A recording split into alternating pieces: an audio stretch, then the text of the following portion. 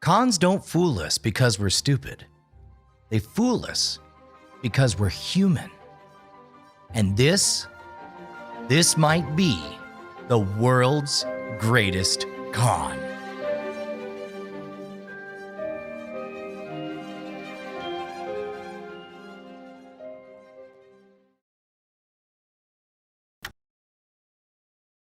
This is World's Greatest Con.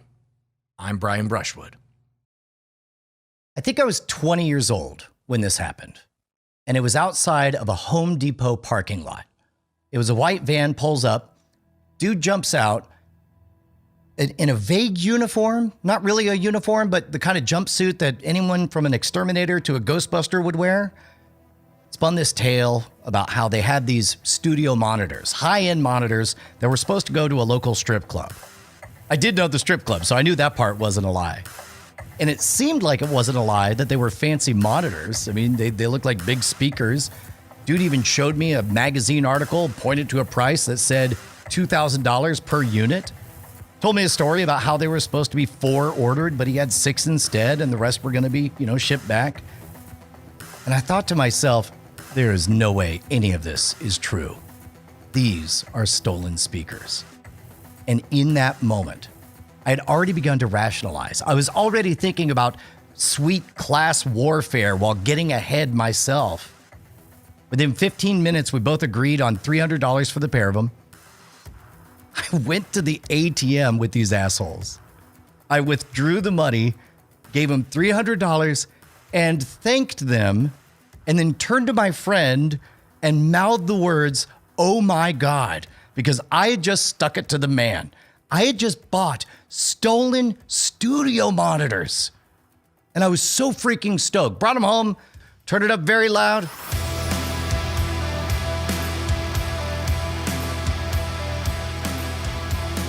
Very impressed with myself.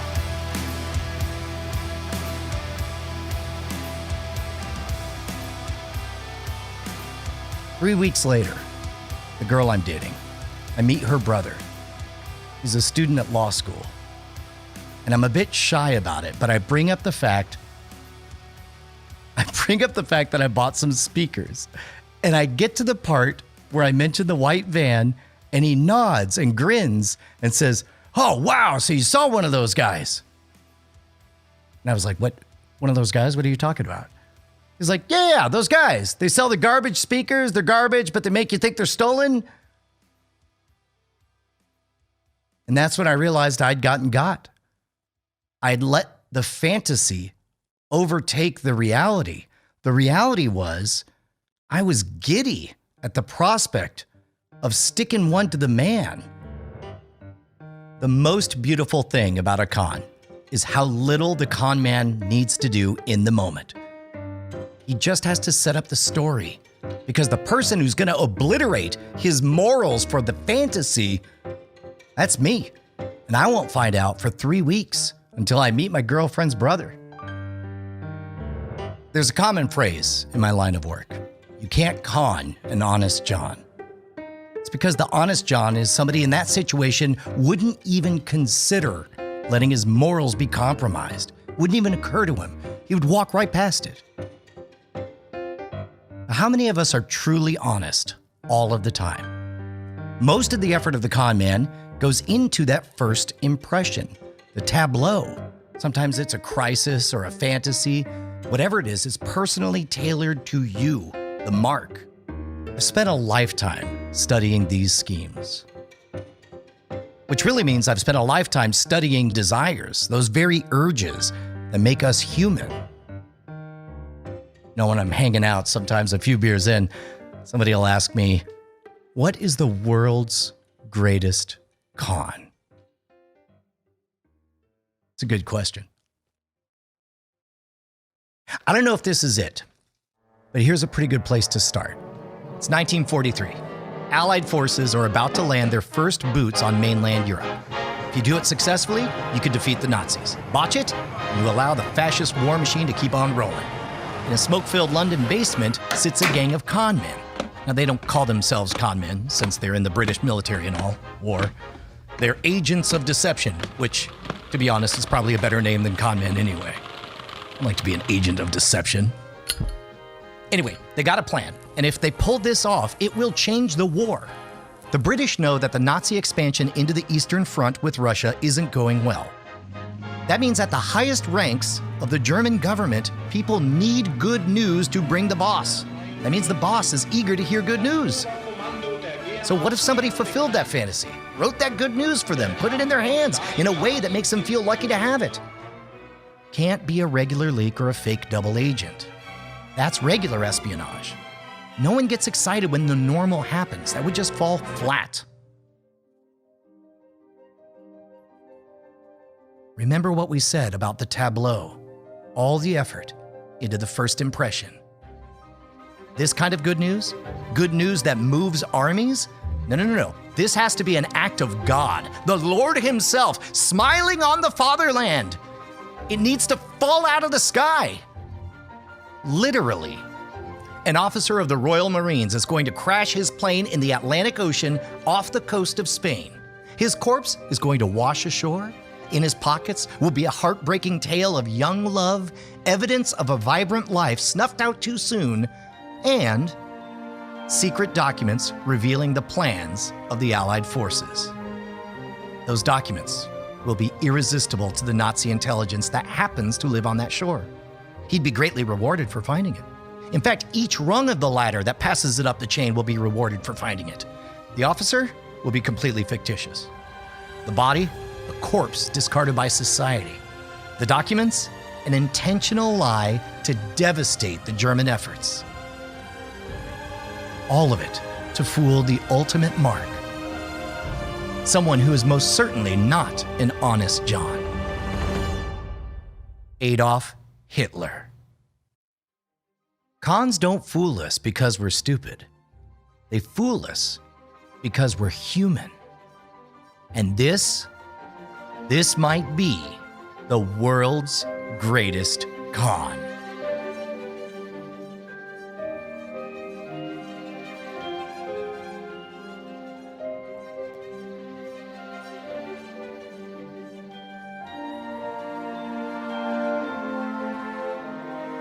Hey, I'm Brian Brushwood, award-winning touring magician, creator of Scam School, Hacking the System, The Modern Rogue. I don't know where to begin. We could start with Winston Churchill, Joseph Goebbels, I never know how to say it. There's rat poison, there's submarines, there's learning what a smashed body looks like falling out of a plane. No. I got it, all right? This is really a story about fooling Hitler, right? What if I told you that the man who's going to fool Hitler is none other than... The name's Bond. Right? James Bond. James freaking Bond is going to defeat Hitler. That's what's going to happen in this story. I mean, technically, it'll be James Bond author Ian Fleming, and it'll be him setting in motion a bunch of events that will eventually lead to Hitler being fooled. But here's the important part. Now, at this moment, it's May of 1939, and Ian Fleming is new to British intelligence. He's supposed to be filling out a list of outside-the-box ideas to fool the Nazis, all this crazy blue sky stuff that isn't just recruiting double agents or gathering intelligence or putting out propaganda. He's supposed to be coming up with the kind of ideas that nobody would see coming. Now, at this point, Fleming has yet to become a published novelist, but he is reading avidly, voraciously, and in one of these books, he discovers the real star of the story. Now, in the book he read, the body of a dead paratrooper is found, and his pockets are full of all kinds of information, and the hero of the book is the guy who figures out that all of this information is totally bogus. It was designed to fool them. The information itself was a poison pill that was just too delicious not to swallow. You know, like a Trojan horse. In fact, here are Fleming's actual words about it, in which he had titled it, a very Ian Fleming title, A Suggestion, Not a Very Nice One. Quote, a corpse dressed as an airman with dispatches in his pockets could be dropped on the coast, supposedly from a parachute that has failed. I understand there is no difficulty in obtaining corpses at the Naval Hospital, but of course, it would have to be a fresh one. Now, Fleming isn't a con man, but he definitely understands how the human mind works when it comes to theatrics. There's that feeling of electricity that runs through you when something out of the ordinary happens. There's that bizarre compulsion to be special. There's that moment that you feel the white-hot spotlight on your life in that moment, and you realize this is what will make or break me. It's that seductive logic that betrays you. And it's all exploitable when you create the right event. For the record, Fleming loved the idea of a Trojan horse. Like, here's a quick side jag. He actually pitched at one point another version about a year later, and it's too awesome not to share. He called it Operation Ruthless.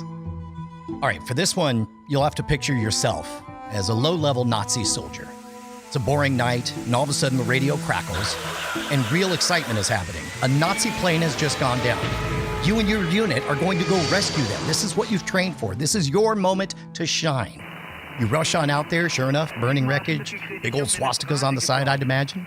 You kick open the door, ready to free your fellow countrymen, and you see a bunch of rifles aimed right at your chest.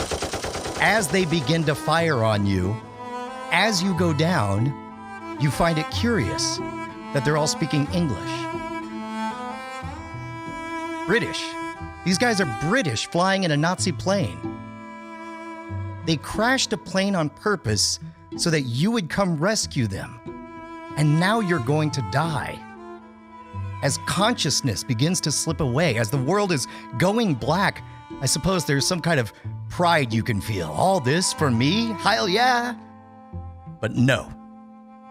As you drift away, the last thing you see is the soldiers step over your body to grab the vaunted Enigma machine, the single most important device in your entire arsenal. The ability for the Germans to communicate with complete impunity is now compromised, and it's all because you wanted to be a hero and rescue your fellow soldiers. That's your last thought before you die, and that's what it feels like to be the sucker.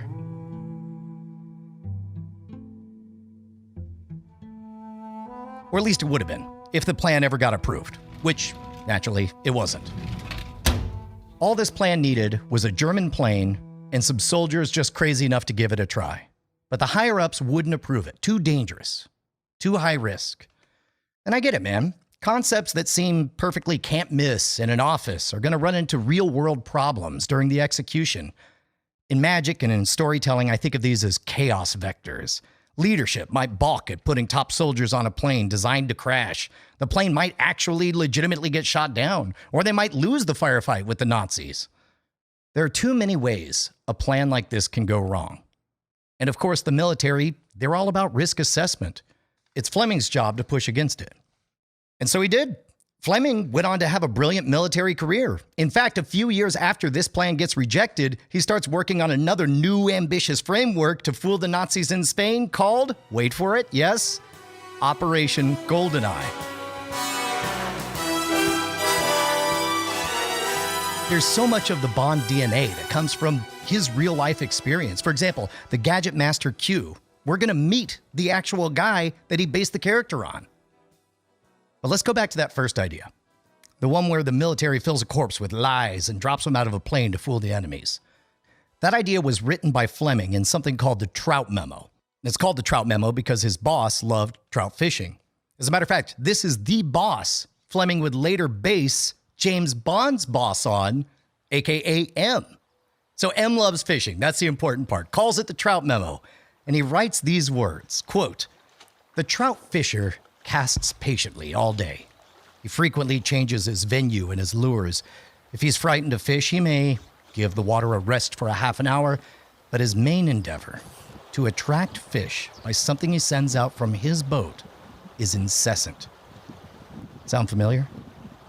Just like a shy trout, this idea sat in a file cabinet for years, waiting for not only a time to use it, but the kind of desperate moment when the guys upstairs would be willing to take that risk. A moment when they needed a miracle.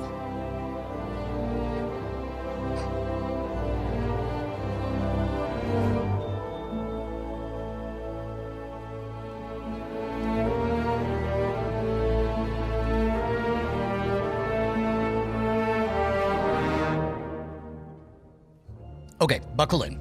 We're at the Casablanca Conference. It's January 1943. And we are, for the first time in a while, in happy times for the Allies. They just curb stomped Hitler in North Africa. I don't think that was a real phrase back then, but imagine that.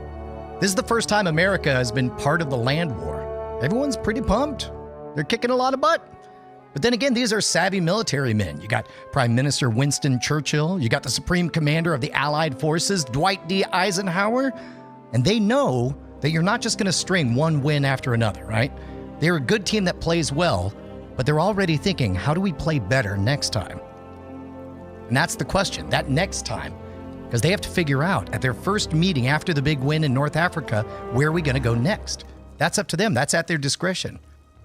So the Allies have to choose where they're going to attack next, but the only problem is that the most obvious choice is, well, obvious.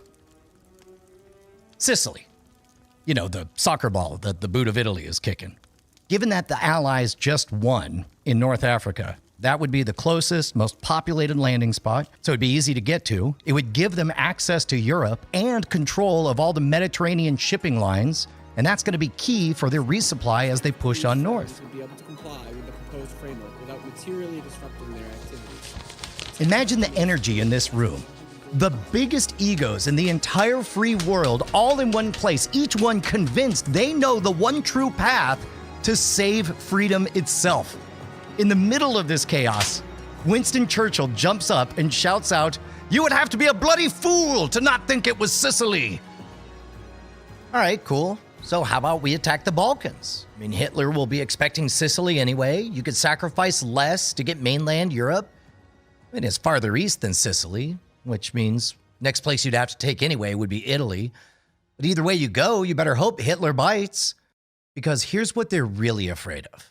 The possibility of the Nazi stalemate. Quick history refresher. Hitler already stated his intention to invade the Soviet Union back in 1939. Like a lot of things in World War II, it stemmed from the lingering bitterness that Germany had towards how things worked out in World War I. Germany lost territory. Germany remembered how they'd starved at the end of the war. Hitler was determined not to let that happen again. In fact, Hitler says, quote, "Everything I undertake is directed against the Russians.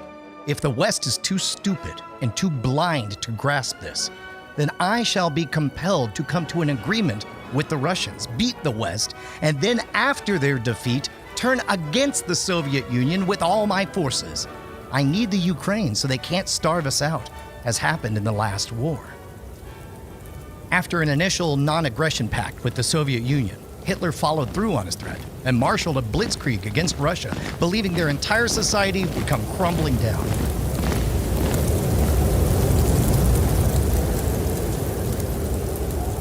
Spoiler alert, it didn't. By the end of the war, the Eastern Front would account for 30 million of World War II's 75 million estimated deaths. In 1942, the Nazis suffered their biggest defeat in Stalingrad.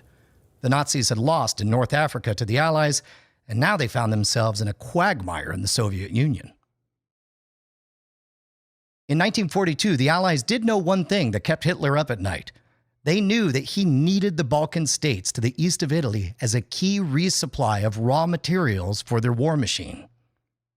And if Hitler was concerned about the Balkans, then the Allies could exploit that worry. In fact, if they played their cards right, they could even have a credible false landing spot for a completely fictitious invasion.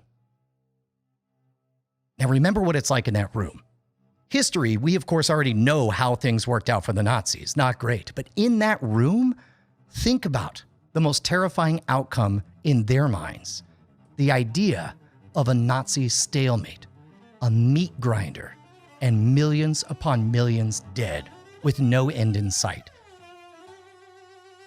In that room, the Allies know whatever they decide to do, it has to be hard and it has to be unexpected if it's going to be decisive. Because if it's not decisive, you get stuck in that meat grinder. It's fool the Nazis or possibly live with them for the rest of your life. So two things are decided. First one's called Operation Husky. They are going to take Sicily. Just makes too much sense. The second is called Operation Barclay, a misinformation campaign designed specifically to make the Nazis believe that they are not going to take Sicily and instead attack the Balkans. When it came to Barclay, anything was on the table in terms of ideas. No stone unturned.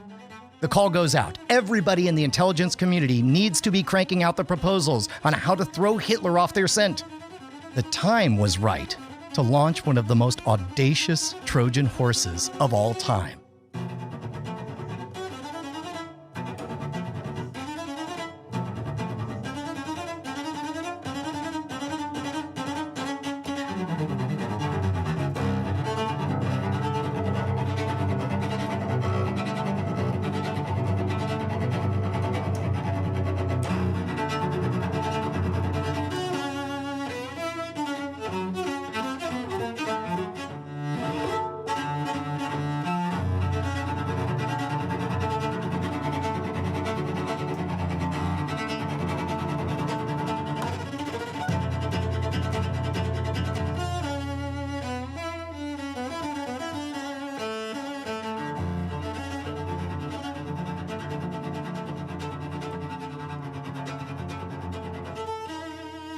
All right, Trojan horse. I keep saying it, not explaining it. I'm not saying that you fell asleep during Greek history class. Let's just say I did. Here are the cliff notes. So we're back at the Trojan Wars. There's a 10-year siege by the Greek army against the free city of Troy, and Odysseus has a plan. He's going to present a massive wooden horse as a gift to end the decades-long stalemate. The horse, being the symbol of Troy, leadership of the city would be delighted at the sight of a trophy to their own brilliance and grit. Yo, let that thing in. We love horses. We're Troy. Now, what they don't know is that our boy Odysseus and a cadre of elite fighters would be inside. Once it was accepted inside the city gates, they'd wait for the middle of the night, jump out, slaughter everyone. And according to legend, that's exactly what happened. Won the war for Greece. Now, closer to what we're talking about is what in military circles, the idea of giving your enemy a gift that'll later kill them, they call that the haversack ruse, named for an incident in the First World War. And in that one, a British intelligence officer left a messenger bag, or haversack if you're fancy and British, filled with fake intelligence for his enemies. They took it, and the Allies won the war. Haversack ruse becomes famous, something that's now known in military strategy. But it's so crazy how the idea never changes. The Trojan horse lives on today. Here, for example, I got a buddy of mine who used to work as an aide in Congress.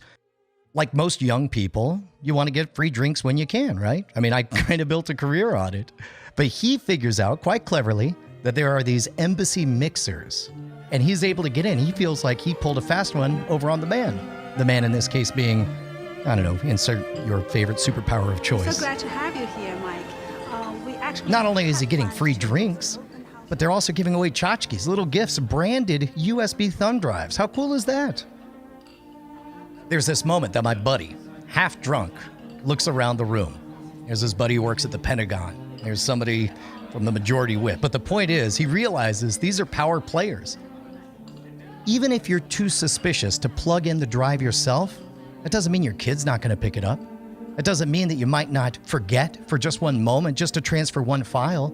Each one of those is a scratch-off lottery ticket that could result in a virus injecting a foreign power at the heart of our military.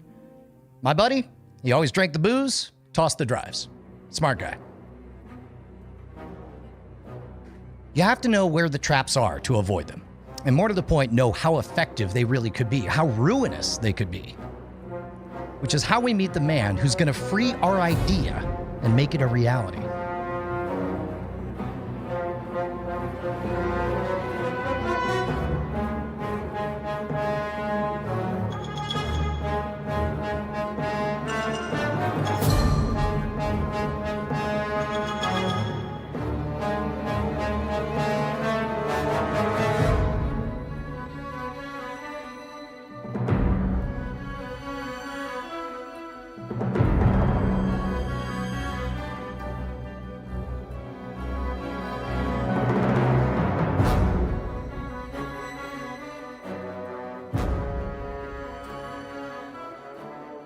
We have this forgotten plan to drop a plane into the ocean filled with sensitive data, right?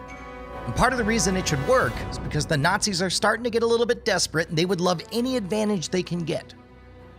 The only thing that stands in the way of this thing getting approved is the brass being willing to, have some brass, take a chance in extraordinary conditions. And then this happens. In September of 1942, a plane carrying French and British military really did crash off the coast of Spain, killing everyone on board. And among the wreckage was accurate correspondence between the Allied forces revealing the true movements of Dwight Eisenhower himself. All this sound familiar? We got the body, we got the crash. But unfortunately, when the body of their man was returned to the Brits, they were able to determine that the sensitive letter on his person had been unopened.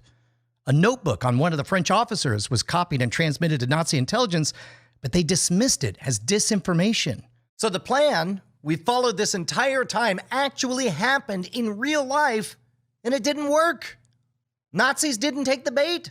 They didn't buy it. They called it misinformation. And it was the real stuff. Add to that the natural hesitancy of the military and the fact that this plan and others like it have been rejected time and time again for years now.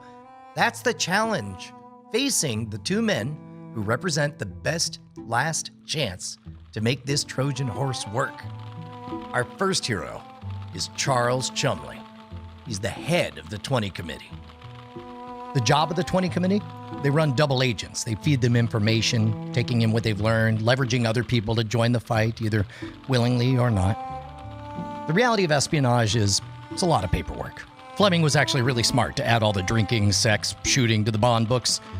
But the 20 Committee wasn't a totally uncreative endeavor.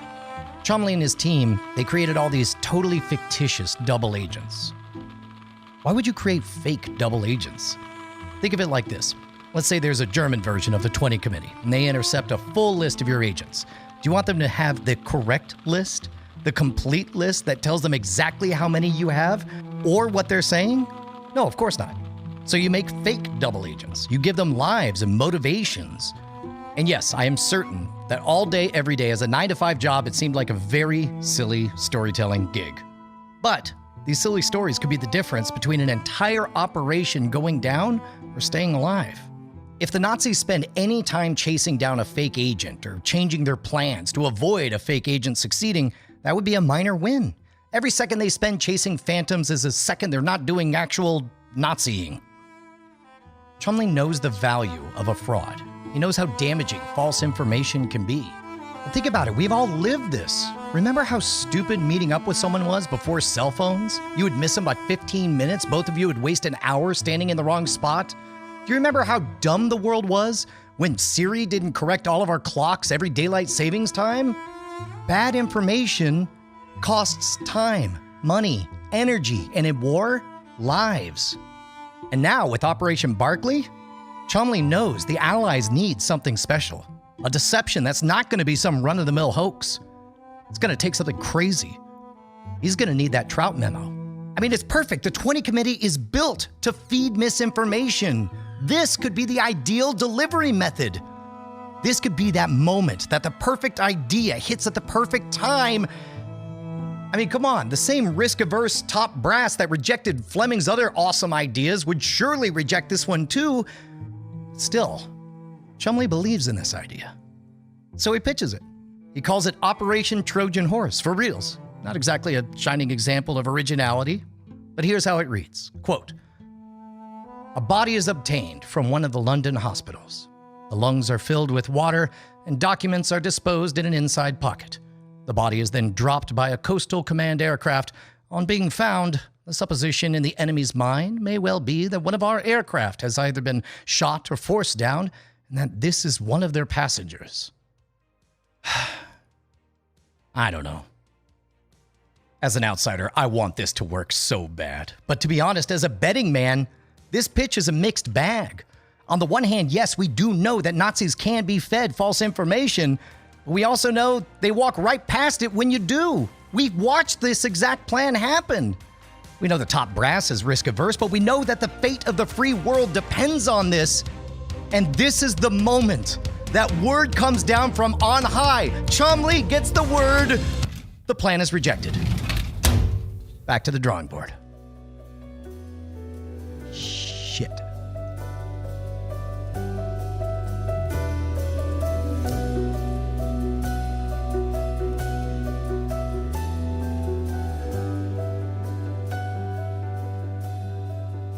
Well, while it is rejected, it does get one final chance for survival. The powers that be, they gave Chumley the resources to prep the plan for one final approval. God, could you imagine that? Through the entire life cycle of this idea, it's been slapped down again and again and again, and now you finally have to get it fully prepped, and at the 11th hour, you find out whether or not it lives or dies? But along with this opportunity comes somebody who can add exactly what's missing. I mean, just think of the name that Chumley came up with, Trojan Horse. Not only is it bland, doesn't even do the job of a code name. I wonder what Operation Trojan Horse is up to. Probably not the thing it literally describes. Yes, Chumley is an expert at making espionage a reality, and he is artistic enough to know how to highlight somebody else's creativity. But we need that spark, baby. We need somebody who could build that tableau. We need that seduction. We need to make this something that the Nazis can't look away from. How about an artistic drill sergeant who's going to take this promising pipsqueak to a war-changing ruse? That man is our second hero. Meet Ewan Montague, a civilian who volunteered to work with British naval intelligence, a Jew who sent his family to live in America during the war, knowing full well what would happen to them if Hitler ever toppled London. Ewan's a lot like Fleming. He fancied himself a writer, and more importantly, he knew that dropping a corpse into the sea and hoping some dry paperwork made it to Hitler's desk was not going to happen. Not only do you have to sell it, but you need the mark to sell themselves. We're back at that parking lot. We're looking at that band, but we're thinking about those speakers. In magic, we say the big move covers the small move. The small move is that somebody walks up and asks if you want to buy some speakers. That's weird and dumb and should make you suspicious. But it's covered by the big move, the social injustice, the fact that your day just got interesting. The big move covers the small move. And Ewan knows this. Chumley and Montague spend 3 months building not just a person, but a fascinating person with a rich backstory, creating a very, very big move to cover the very small move of a few envelopes of intel. Now, to repitch this to the top brass, Chumley and Montague, they're going to have to find a body, and it's going to have to be in good condition, good enough that a medical professional can at least give it a cursory glance, hell, maybe even a full autopsy. But the body would have to move from London to wherever they could drop it. Then it has to be found by the right people. Those right people need to see evidence of a spectacular story, the big move covering the small move. This is a key. It's got to be a doozy. Romance, heartbreak, valor, tragedy, dazzling and engrossing everybody who runs across it. This razzle-dazzle has to be enough to prime the right people for the hook. The misinformation would have to be even more impressive than the fake backstory.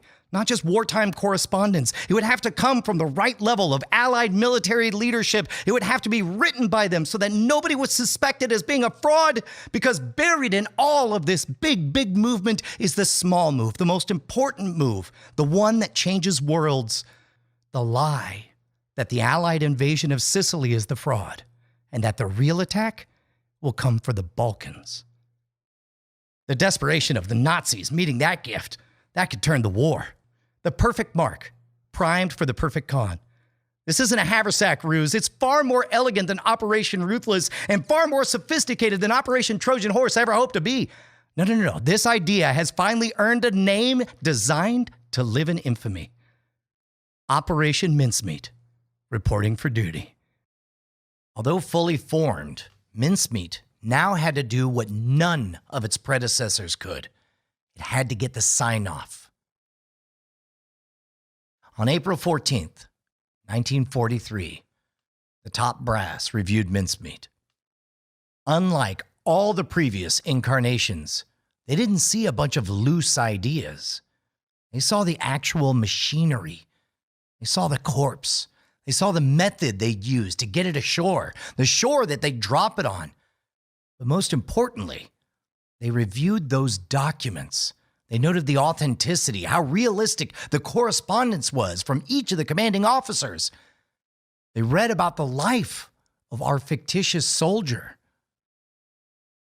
And just like that, it was approved. Only to face one final test. It's 2 days later. Representative has to go meet with Prime Minister Winston Churchill. Churchill's in freaking bed, wearing a gown, smoking a cigar. The representative patiently explains everything. It is entirely possible that all of this, the writing, the backstory, the presentation, the forensics, the smashing, the faking of the plane, all of that could result in a body that gets returned without a single envelope opened. Winston Churchill needs to understand that all of this could be for nothing. And after he hears every detail, Winston Churchill says, well, in that case, we'd have to get the body back and give it another swim. And in that moment, a dead man came to life to become a war hero. The con artists in the 20 committee were about to unleash months of painstaking work into the sea. How they did it, where they planned to drop it, and how the man who never was helped cripple the fascists. Next time on the world's greatest con.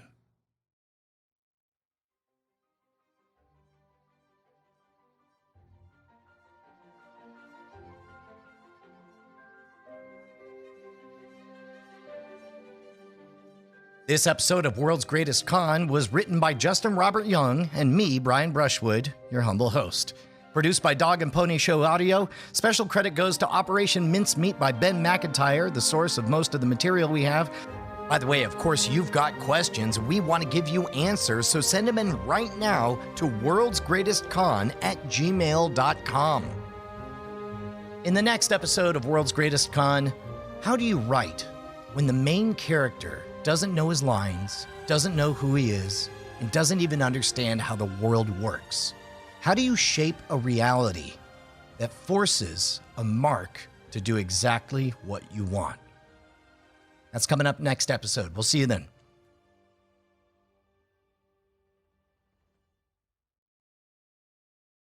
Diamond Club hopes you have enjoyed this program.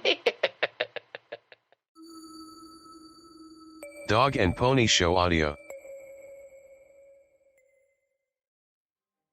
Cons don't fool us because we're stupid. They fool us because we're human. And this might be the world's greatest con.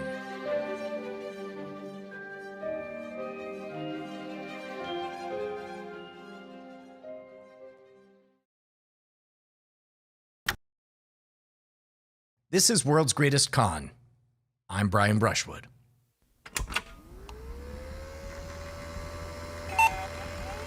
Creating a game is shockingly close to creating a con. Your players might be given some instructions, but largely the engagement comes from them making decisions for themselves. Now, in the game world, the level of hand-holding can vary. Like, you got board games where everything has a rule book, and when there's an argument, you can go consult the ancient tome or whatever. But video games, on the other hand, they drop you right in. Suddenly, you're the lead character, only you don't know any of your lines, you don't know your motivation, you don't even know how the world works. And it's up to the world to teach you every bit of the way. Every character, every setting, every idle bit of chatter is something the player assumes might be important. The creator might be tempted to make this process super blunt, just very forcefully guide the player through the story, restrict where they can go, who they can talk to, eliminate ways to waste time on missions that don't go anywhere. In the video game world, they call that an on-rails experience, and it's a bad thing. It's a negative mark on the story. But you can also go the other way. You can make things too open world, too open-ended, too expansive, create a world that's very big, but also easy to get lost in, so you lose the thread, the story that is the whole point of the thing. But man, if you get that alchemy just right, That ability to trick somebody into thinking they were the first person on the planet to have this genius idea. Spoilers for a decade-old game, but in the game Portal 2, you're trained from the very beginning that you could create an entry and an exit portal on any white surface. You spend the whole game solving puzzles, and then when you get lost, you think, oh wait, where's the little white patch that's painted on somewhere? At some point, they let it leak that this mysterious white paint was made out of moon rocks and stuff. All of these little elements being presented in front of you the whole time you're thinking it's just background color. And you get to the epic end fight where you're armed with nothing but this portal gun, the giant robot looming down over you. The ceiling cracks open, and over the shoulder of the big bad robot, you see the full shining moon. And you think you're the first genius to have the thought, wait a minute, this portal gun, an entry, an exit. If I do an entry here and put the exit on the moon, maybe I can suck the robot into...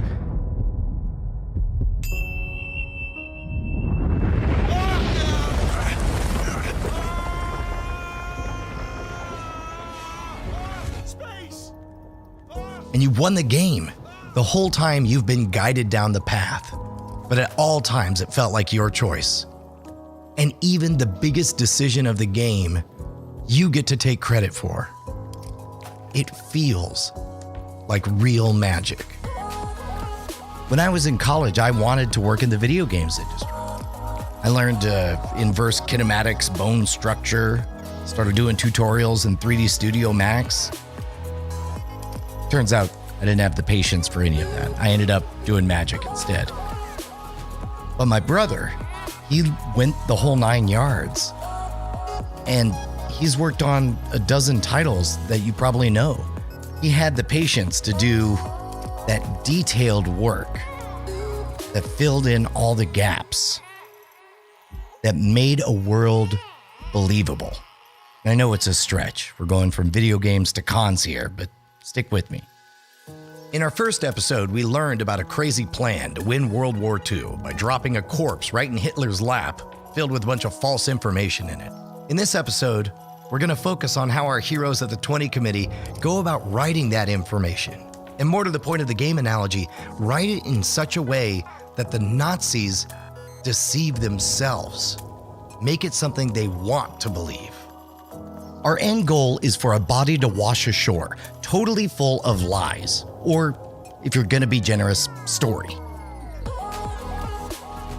And we need somebody to examine piece by piece every part of the story and put it together themselves and feel like they're the genius who figured out the secret that's buried within. It has to feel perfect, but not too perfect.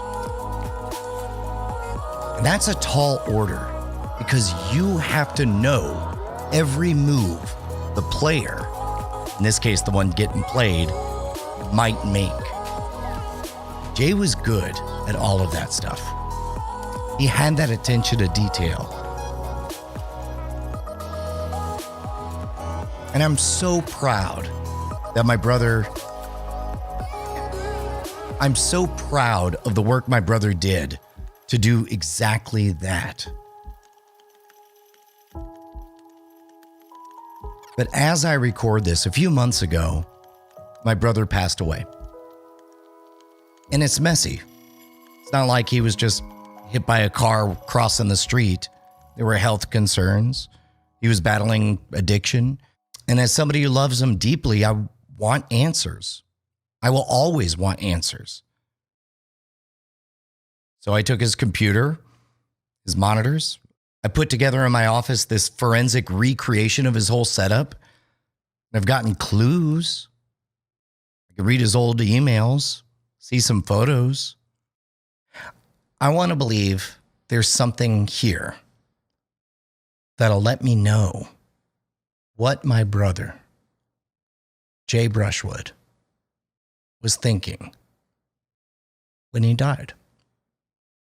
But every time I go in there, I realize I'm not going to get those answers. They're not there. There is no amazing twist to this mystery. The reality is, we don't get the puzzle room experience in real life. But I feel it. I feel how bad I want it.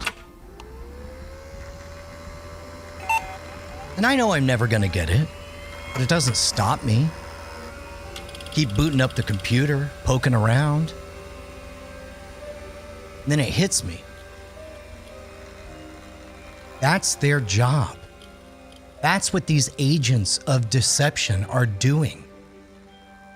And the stakes aren't to solve the mystery of how I lost my brother. The stakes are the freedom of humanity. They need to convince the Nazis that it's obvious how this man died. Because if they know how he died, then they could trust the messages he carries on him. These guys pull this off. They tell a story. They save the world.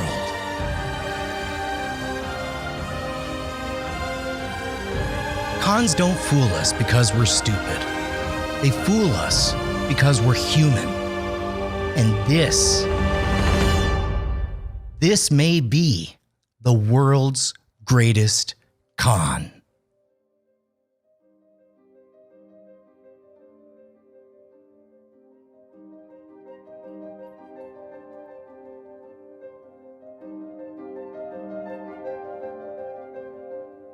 If the 20 committee is making a game, then as soon as they have their first build, they gotta play test it. In the biz, they call it the QA lab for quality assurance. This is where you play the game, trying to break it. Now remember, the stakes are simple. Our player, or in this case the one being played, is Nazi intelligence who needs to discover this body, absolutely believe it's authentic, filled with valuable intel, and pass it up the chain. Lucky for us, there is a Nazi intelligence officer in Huelva ready to play the game. So let's start the simulation.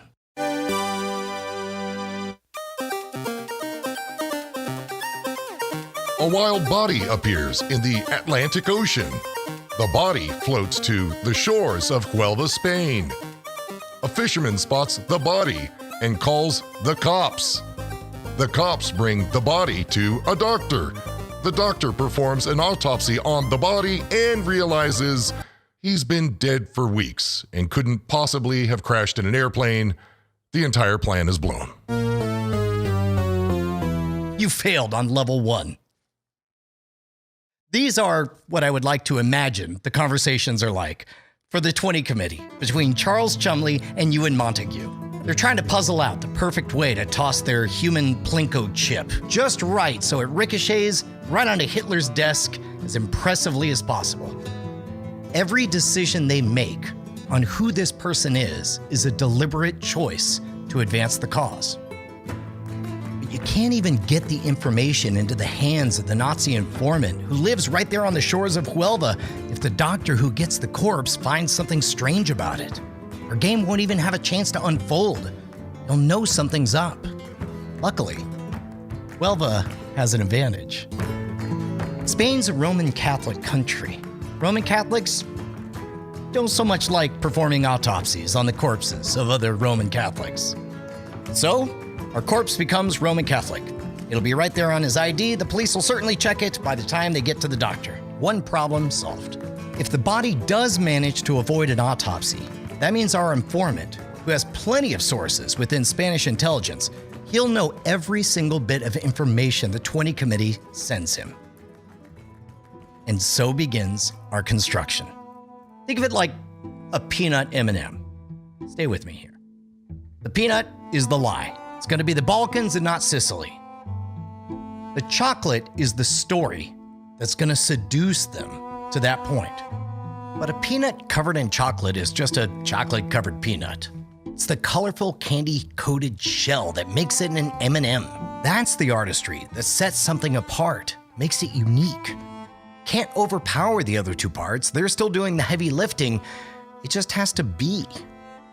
So let's start with the nut, the actual disinformation.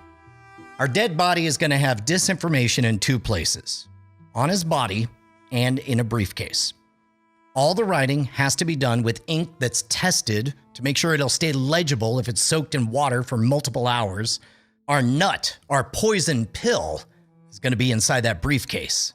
It's going to be a letter between Generals Nye and Alexander of Allied Command.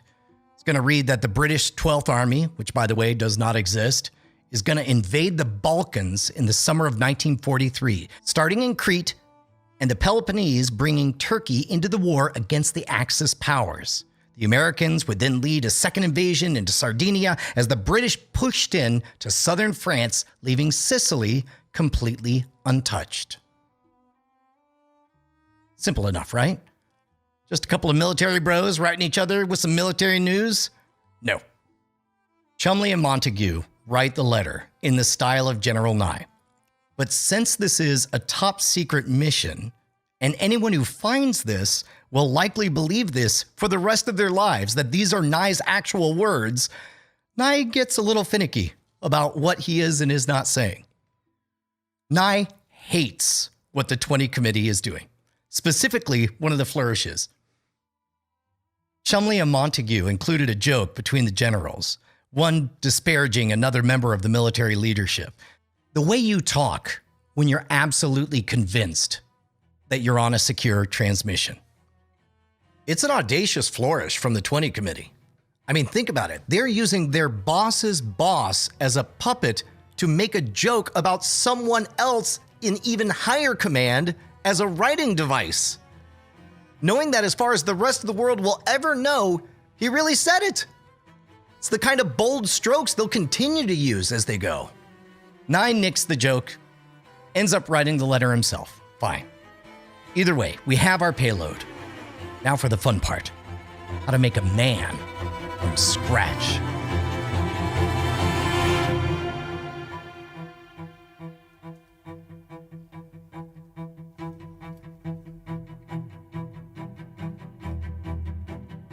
Remember John Godfrey from the first episode? Ian Fleming's boss, the guy who inspired M from the Bond series? He had one rule with this stuff. Don't overcook your story. Don't make a fake person too interesting. Make it messy, like the way you'd find your desk at work if you had to evacuate the building in 30 seconds and never returned. An experienced intelligence operative can smell an overcooked story a mile away and will dismiss it right out of hand. Even more so, the more details you add, the more you open yourself up to something that can be fact-checked and put the lie to your tail. But by this point in the war, Godfrey is no longer overseeing the 20 Committee. He's been reassigned. The regulator was off. Cholmondeley, Montague, they're ready to get to work. As we're about to find out, these two had a much more colorful writing style. They wanted to cover this poison pill with enough information to obscure the lie, make it a rewarding find once it was discovered. Back to our game analogy, the real M would have forced a messy but small adventure that surrounded our main quest with just a little bit of scenery. Montague and Cholmondeley, on the other hand, they wanted a very well-defined main character and a whole universe surrounding him. So let's go back to the imaginary game lab. They patched their problem with the autopsy, and now they're ready to test again. Here goes nothing.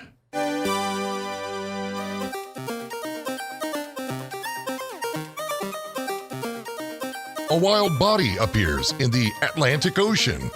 The body floats to the shores of Huelva, Spain. A fisherman spots the body and calls the cops. The cops bring the body to a doctor. The doctor sees the body is a Roman Catholic and refuses to do an autopsy. The cops then bring the body's military information to Spanish intelligence. Spanish intelligence leaks it to Nazi intelligence. Huelva's Nazi sees that the corpse is named St. John Radcliffe Stewart Horsfall. He calls that into Nazi HQ, and Nazi HQ tells Huelva that based on their records, St. John Radcliffe Stewart Horsfall is a famous race car driver. Huelva dismisses anything he finds on the corpse, and the plan is ruined. So it looks like we can't just pick the random name of a race car driver. We need a name that makes sense. Oh, but we were pretty close there. Personally, I would have gone with Johnny McAwesome, because even if it ruined the mission, at least that name totally rules, right? The 20 Committee needs something that will avoid detection. Don't overcook. While looking for a list of Royal Marines, Montague notices there's a glut of Martins listed. And within that small glut are a whole bunch of Williams and Bills. And in a morbid stroke of luck, one of those Martins had recently died in the line of battle just a few months ago. This would allow the 20 committee to run kind of a vague public obituary for Bill that the real Martin family would see as a months-old tribute to their guy, and any German intelligence would see as confirmation that the body they found was indeed an important enough player to warrant a tribute. Now we're talking. Okay, so Bill Martin has to be a Roman Catholic. He's a Royal Marine. He just died in a tragic plane crash while transmitting a private correspondence between two humorless members of the Allied High Command. Now, if the real M, John Godfrey, were still in charge, might not have gone much further than that.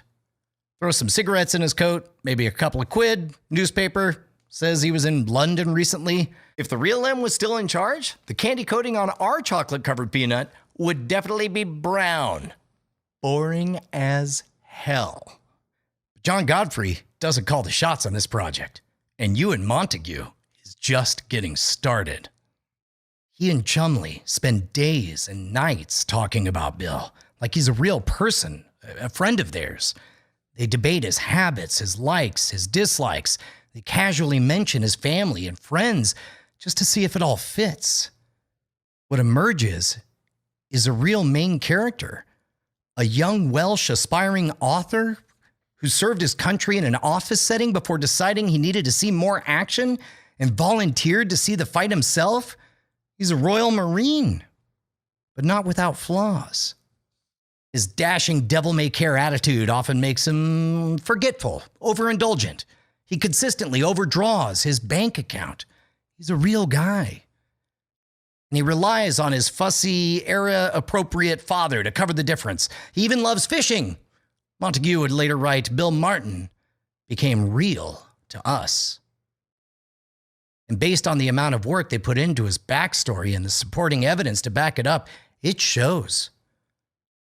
Some of it's easy. He's a smoker, so he has cigarettes. How do you explain that he's forgetful, though? Not good with his money.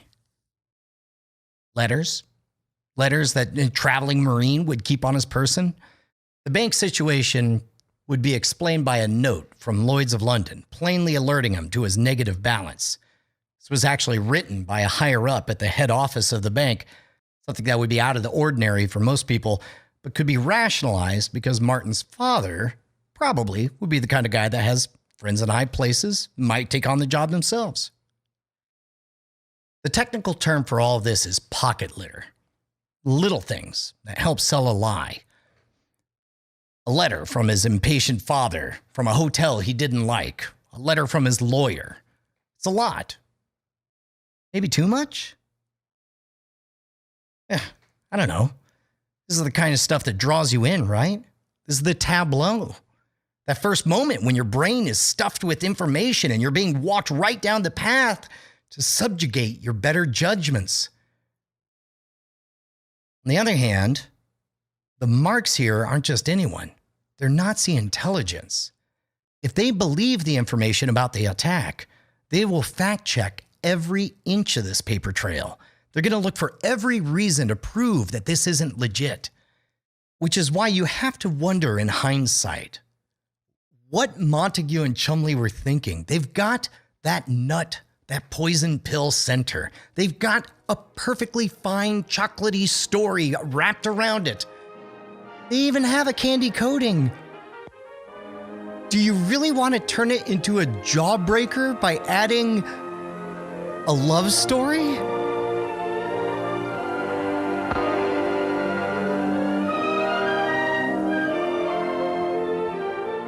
Hey, so this is normally where an ad would go, but we don't have any mattresses to sell you. But what we do have is even better. Do you want to feel like an actual spy? Do you want to feel like somebody who knows how to escape from police-issued handcuffs, pick locks, solve impossible puzzle boxes? We have all of that stuff and so much more. You'll be directly supporting the show if you head on over to con.scamstuff.com. It's run by us. It is of us. You'll be directly giving us money and making sure we get to keep on telling you about the world's greatest cons. That's con.scamstuff.com.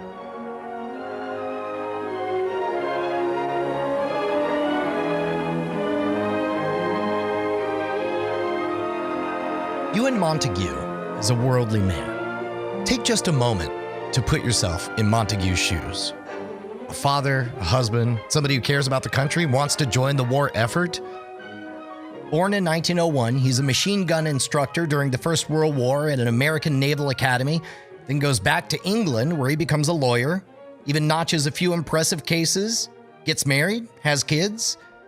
But when I picture him sitting at the kitchen table with the missus, ragamuffins running around in the background, I would imagine the only thing they're really concerned with is the fact that their family is Jewish. The Nazi war machine is knocking on their door. Now, war hasn't even been declared yet, but he wants to protect his family. So he talks it over, and they make the decision to send everybody to the United States so that he can enlist in the war effort and be boots on the ground to defend his family. We do know that the love story wasn't Montague's idea. It was a female member of the 20 Committee who suggested that a young strapping man like Bill, he wouldn't be without a wartime romance. Enter Pam. They only spend 5 weeks together before he proposes marriage. A jeweler's receipt for an engagement ring will be found on his corpse along with Pam's love letters. They tell the story of a ditzy secretary head over heels in love and terrified that her fiancé will die before she ever lays eyes on him again.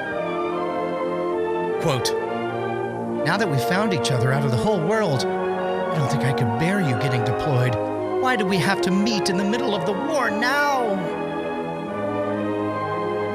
Her backstory is built up just as much as Bill's. These letters, they read like middle school love notes. She's bored at work. She hates her boss. She gossips about the quality of men her friends are attracted to, complains about how bossy her aunt is. Montague and Chumley didn't try to bring Pam to life themselves the way they did with General Nye. For that, they relied on two people. The words in the letters from Pam were written down by Hester Leggard, the oldest in the secretarial pool, who was derisively nicknamed Spin, as in spinster, by her co-workers. But of course, no red-blooded man would head off into war with just the letters. No, they needed a picture of their best girl. So if Martin was going to die, he had to do so with a picture of Pam on his person. And that would fall to another secretary, one that was most certainly not a spinster. Her name was Jean Leslie. A brilliant, beautiful young secretary who had such a keen eye, she discovered inconsistencies in some of the intelligence coming in and alerted the higher-ups. She had such a big heart, she was devastated to hear that the double agent she had discovered was put to death. Leslie was chosen to be the face of Pam, and with that, had to turn over a suitable picture to make her real. The one chosen features a young Leslie fresh out of the water from a swim she's taking, wearing a one-piece bathing suit, toweling off. By today's standards, it's adorable, wholesome vacation photo on Instagram. But in the early 40s, in England, might as well have been their version of OnlyFans. It was an intimate photo for a fiancé's eyes only. And Nazi intelligence isn't the only one who enjoys the sight of Pam. Ewan Montague, separated from his wife due to the war, became smitten with Jean Leslie. Even asked her out on a date for dinner and dancing. Which begs the question, we going too far? I mean, Montague's marriage aside, isn't this exactly the kind of thing that the real M warned against? This isn't just a delivery method for false information anymore. They're putting on a play. It's got a cast of colorful characters, the heroic but ever-evolving main character, the domineering but generous father, the doe-eyed doomed fiancé. And those are just the principals. There's a whole cast of secondary characters we haven't even gotten to yet. The frustrated banker, the fat sister, Pam's useless bean counter boss. Just all seems so theatrical. This project is designed to fool Hitler, to save the free world. If M was there, I'd imagine he'd flip over a table and shout, "This isn't espionage. You're making a movie." Not just any movie either. Your favorite movie. The same movie you've seen a million times before. They are in danger of hinging the fate of the free world on the monomyth. And now, on with the show. Have you ever had a dream, Neo, that you were so sure was real? The answer is out there, Neo. It's the question that drives us. What is the Matrix? The Matrix is the world that has been pulled over your eyes to blind you from the truth. In 1949, Joseph Campbell wrote the book Hero with a Thousand Faces. In it, he describes the monomyth. This is the framework for pretty much any story you've ever cared about ever. Goes a little something like this. Hero, average person with flaws, finds a call to adventure, a reason to leave, crosses a threshold, begins a transformation. His exit from safety brings him challenges and temptations that lead him to ruin. He hits the abyss, a death that leads to rebirth. And it's here he truly finds himself and is transformed. With this new clarity, he atones for the mistakes he made while challenged and tempted. It's then he realizes that it was the community that he left that was the most important thing after all, and the one that he can benefit now that he's changed. It's only then our hero can return to where he once belonged. They worship this book in Hollywood. We came in with The Matrix because The Matrix is this story. So's Star Wars, The Lion King. What's special about it is how efficient it is. All of the characters' negative traits are punished and rebuilt as strengths. He's greedy before he becomes generous. He leaves so he can come back. He dies so he can live. John Godfrey hated espionage that was overcooked because our human brains are attracted to these stories. But when you look at the story being told by Chumley and Montague, it's the very definition of a tragedy because it's an unfinished monomyth. Bill Martin is our Neo. If The Matrix frustratingly ended halfway through. And that's a powerful story. Bill Martin has a desk job, but finds his call to adventure by transferring to a more active role in the field. Crossing that threshold, he lives beyond his means as he grapples with a life which is not promised for him, including finding Pam. Pam warns him not to leave. She pleads with him, but he can't resist the call. And then, as our Nazi informant will be among the first to realize, he dies before his time. Now that we're spelling out the monomyth, you probably are already completing it in your head. Let's say he doesn't die. Say he serves his role in the military, marries Pam, learns the value of money, makes peace with his father, eventually returns home a wiser man who could better his community. That life you just played out in your head cannot exist unless Chumley and Montague give you the pieces that can make it possible. Mincemeat can rightly be credited for being a closed-loop story. Look, it's a bad escape room. Everyone mentioned in the letters is explained in that letter or another. Even the little things are not left to mystery. For example, the amount that Bill Martin is overdrawn at the bank just happens to be the exact same amount that his engagement ring costs. What's worse? Some of the facts in the documents don't even check out. If Nazi intelligence were to fact-check Martin's father's stay at the hotel he claims to have stayed in, they'd find no such record. Same thing with the engagement ring. Now they have no excuse. This isn't up for interpretation. They overextended the story. The only thing that would save them is if the Nazis didn't even bother to check everything out.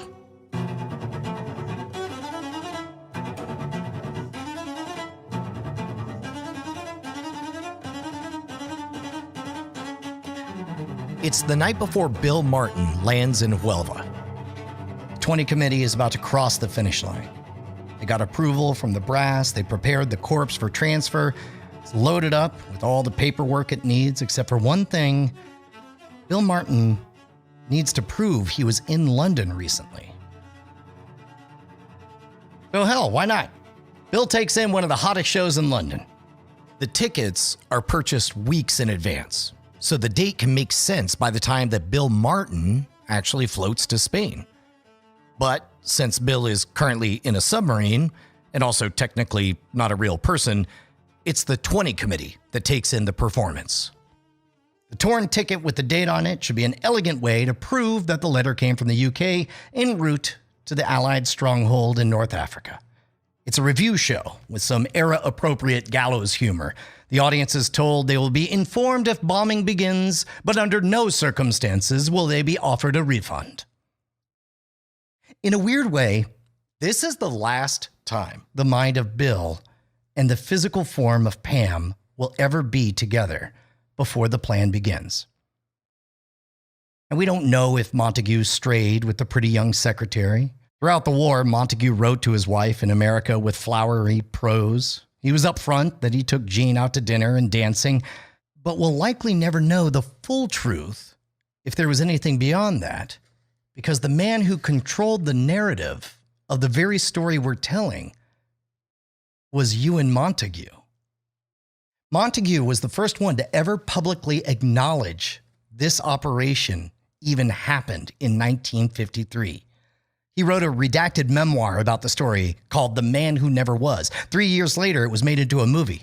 Other than Montague's own words and the movie based on his own words, there's some limited war records and exactly one book on this subject. Although it's more interesting to tell a story about a good man whose pressure at his job led him to cheat with a coworker, it's maybe not the truth, because the truth is more complicated. To be honest, you'd be fair to ask why we even included this will they, won't they romance in the narrative of this story. Just consider it our tribute to the 20 committee that we added our own salacious little candy coating to this episode. But if the curtain is about to raise on the real Operation Mincemeat, we got to run our playtest one more time, right? A wild body appears in the Atlantic Ocean. The body floats to the shores of Huelva, Spain. A fisherman spots the body and calls the cops. The cops bring the body to a doctor. The doctor sees the body is a Roman Catholic and refuses to do an autopsy. The cops then bring the body's military information to Spanish intelligence. Spanish intelligence leaks it to Nazi intelligence. Huelva's Nazi sees that the body is named Bill Martin. He calls that into Nazi HQ, and Nazi HQ tells Huelva that based on their records, there are plenty of Bill Martins in the Royal Marines. Huelva's Nazi intelligence begins rifling through everything found on the body. He finds a ticket to a show in London and an identification card of Bill Martin in better times. A healthy man who didn't know his death was around the corner. He believes this was a real accident. He believes all the information. Our player has been played. Our player's been played. Did you hear that? We just won the game. We made it. We got the info enthusiastically in the hands of somebody who's going to sell it. If anything's going to get screwed up after this, it ain't going to be our fault. We delivered the goods. And yes, maybe it's an overwritten video game, but it works, and we know it works. So in your face, all you doubters, you haters, everybody on my 20 committee Discord, that's what I imagine the 20 committee is talking about. Anything beyond this is something that none of us could have seen coming. Sure, the story might be overcooked, and maybe there's parts that won't stand up to scrutiny, but we are now as sure as we can be that it will get into the right hands, and that in and of itself is the victory of this moment.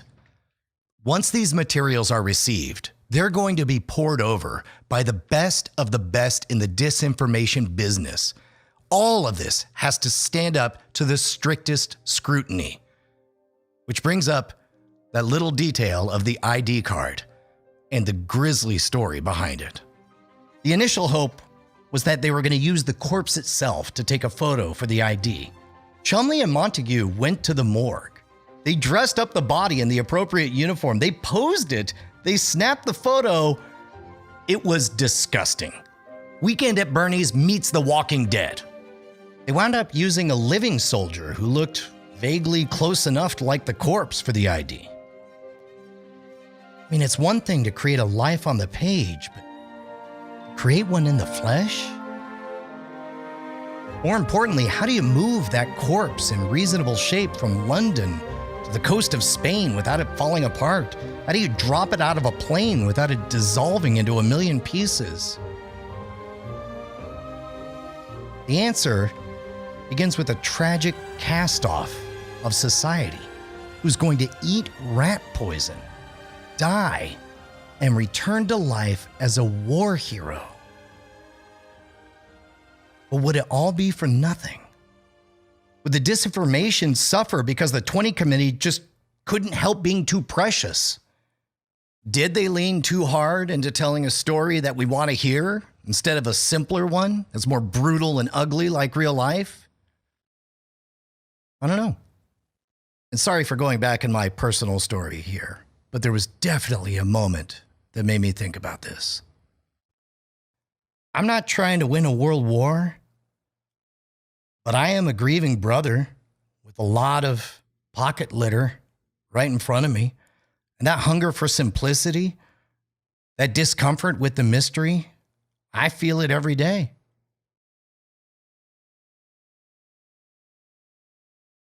I found a simple notepad text document on Jay's desktop labeled to do. When I opened it, it said, write will, power of attorney, write email to Brian, write letter to my ex-wife. It was so on the nose. In the moment, it looked like a to-do list of somebody getting their affairs in order because they fully expected to die. It was the kind of note that, as horrifying as it was, would let me close a chapter and quiet all those questions running through my head night after night. It was simplicity. And it wasn't until 3 days later that I even thought to check when it was written. It had been written 3 years ago, after one of his rehab stints. Exactly the kind of to-do list you would put if you were getting your life together. What I really had was another complicated, jagged edge that real life is made of. The morbid end that would have brought me clarity was just an illusion, because it was really just a beautiful, fresh start that wasn't meant to be. If I hadn't thought to check the date of that note, me and my family might have lived the rest of our lives having a tidy end to a tragedy. And it could have gone either way. So ask yourself right now, which is more real?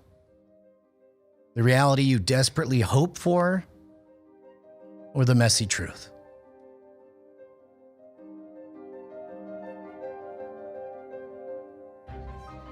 This episode of World's Greatest Con was written by Justin Robert Young and me, Brian Brushwood, your humble host.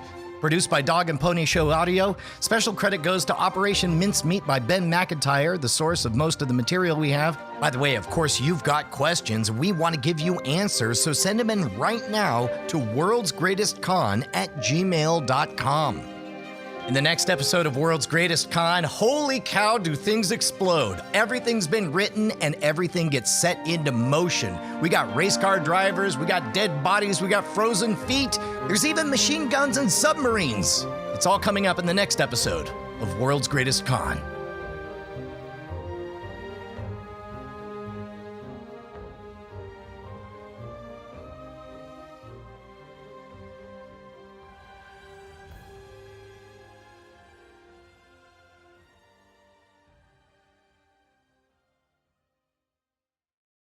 Diamond Club hopes you have enjoyed this program.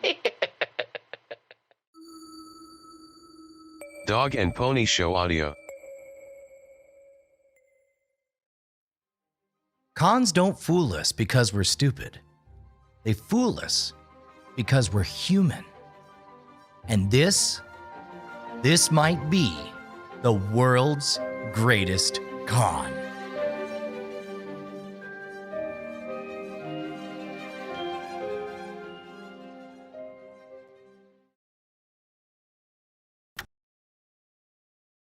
This is World's Greatest Con.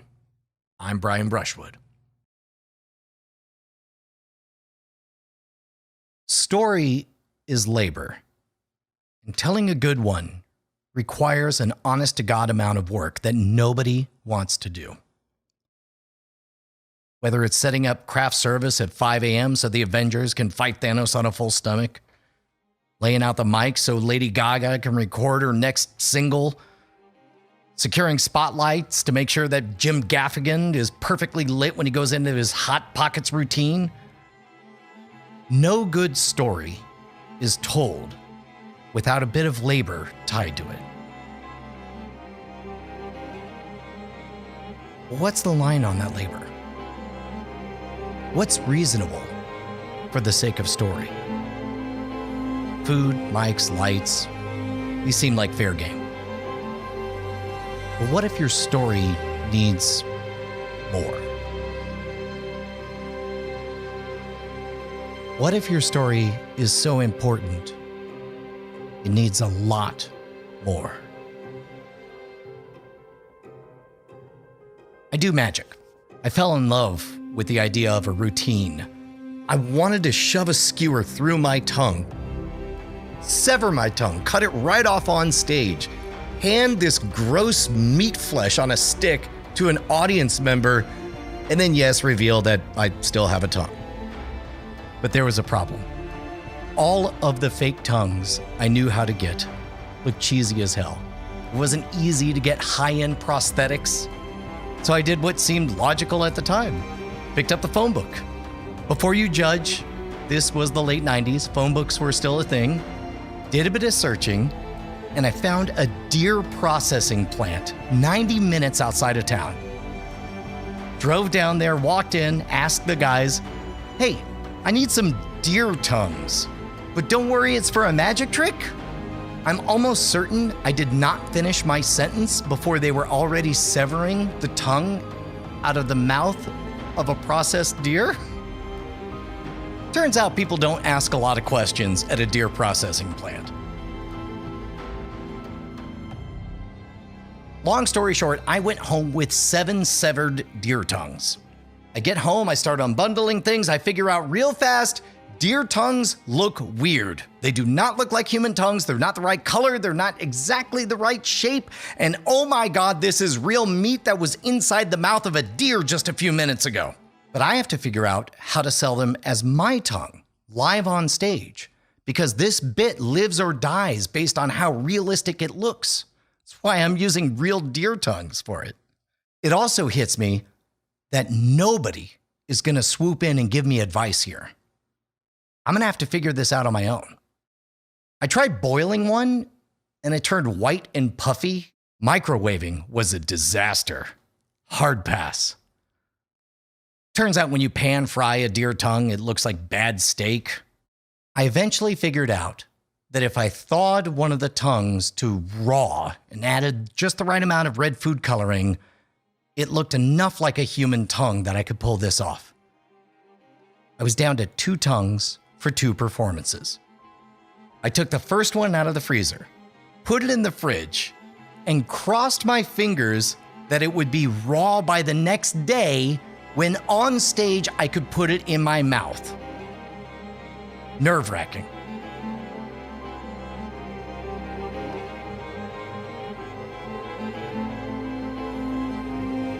Live on stage, I palm it, reach up into my mouth, bite down on one side, pull it out the other, and I get to the part of the routine where the instructions say, "Now jab the skewer through the tongue." This is the part I hadn't thought of. I bit down as hard as I could on one side, and I pushed down with the skewer into the deer meat tongue in my mouth. And it was at that moment, live on stage, in front of my first sold-out magic show, that I realized It's gonna be a bit harder to punch a skewer through a dead deer's tongue than I thought. Like a lot harder. I'm on stage, having a low-grade panic attack, while meanwhile the people in the front row are realizing that's real gristle and fat and muscle he's punching through. That human being is actually skewering flesh right in front of me. That moment the skewer punctures through, good God, the real gasps of astonishment rippling through the crowd. And then we get to the part of the routine where I cut the tongue out of my skull with scissors. And there, dangling from a skewer, is real flesh. It was beautiful. It was gruesome. It was awful. It was horrifying. It was funny. It was electric. It was everything I ever hoped this moment could be. Mainly gross.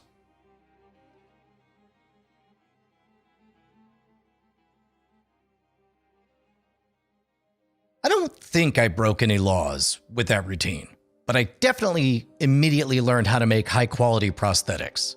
They traveled better, didn't have to freeze them, best of all, didn't have to shove a dead deer's tongue in my mouth every night.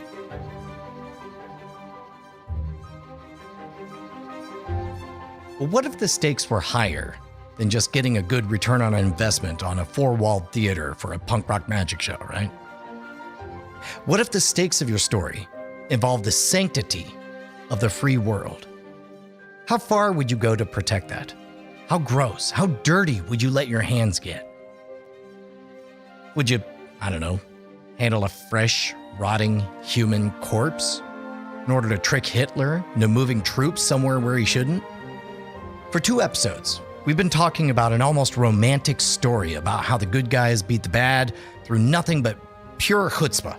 They have to bring their story direct from conception to afterlife. If this was Hollywood, they'd spare you the nitty-gritty, but we're gonna get our hands dirty for a very good story. Cons don't fool us because we're stupid. They fool us because we're human. And this may just be the world's greatest con.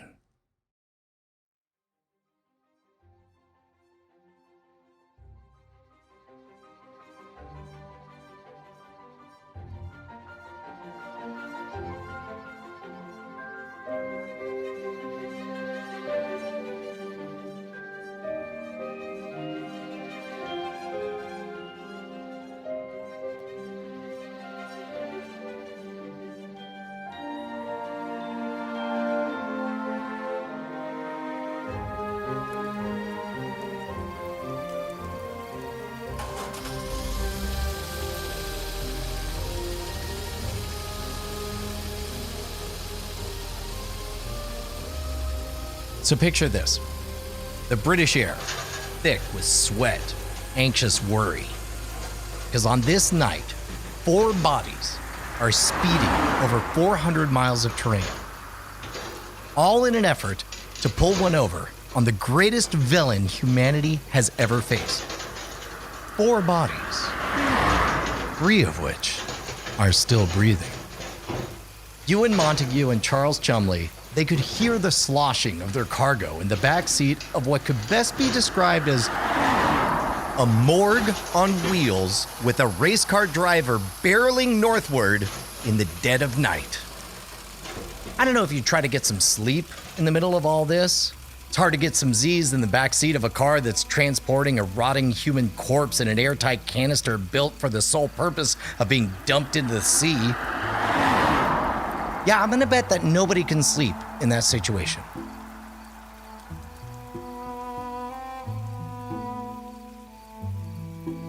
Before a corpse is a corpse, it's a person, a human being with a name, a birthday, a personality, a soul.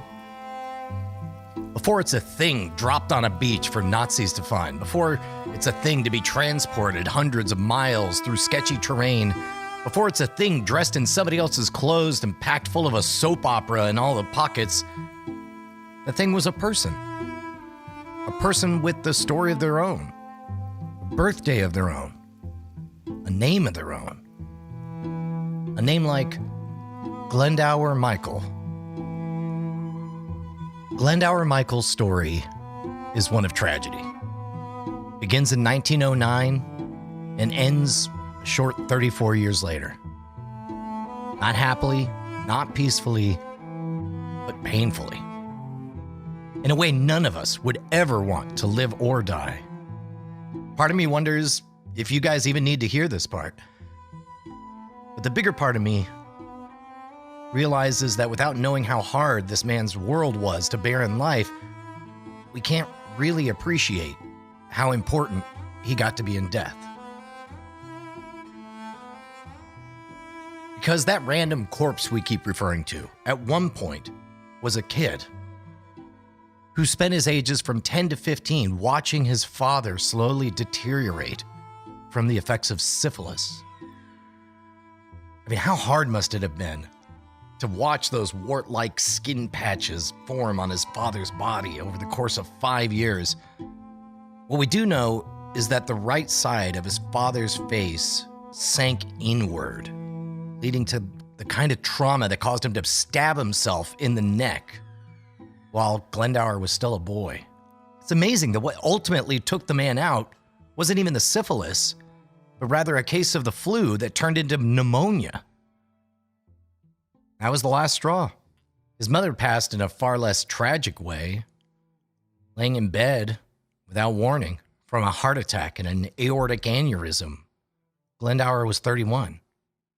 Watching one parent pass so painfully is hard enough. I can't imagine what it's like to lose two.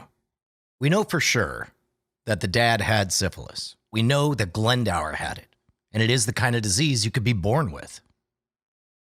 Untreated syphilis is awful. If so, then that's the best explanation for why, from the winter of 1942 to the end of his life, Glendower lived in depressing solitude, floating between treatments at a lunatic asylum, sleeping in abandoned buildings. I wonder what would have happened if any one thing had gone differently for Glendower. Like maybe his dad didn't happen to have the disease, didn't pass it on to the mother, or if he never got it, or if the treatments at the asylum had worked. If any of those things were different, would he join that collective idea we have of Britain during World War II?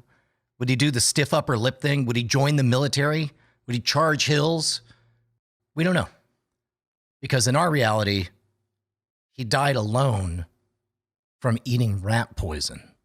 It's unclear to this day if Glendower intentionally ate rat poison or just accidentally swallowed it, because it was often spread on stale bread to attract rats to their doom.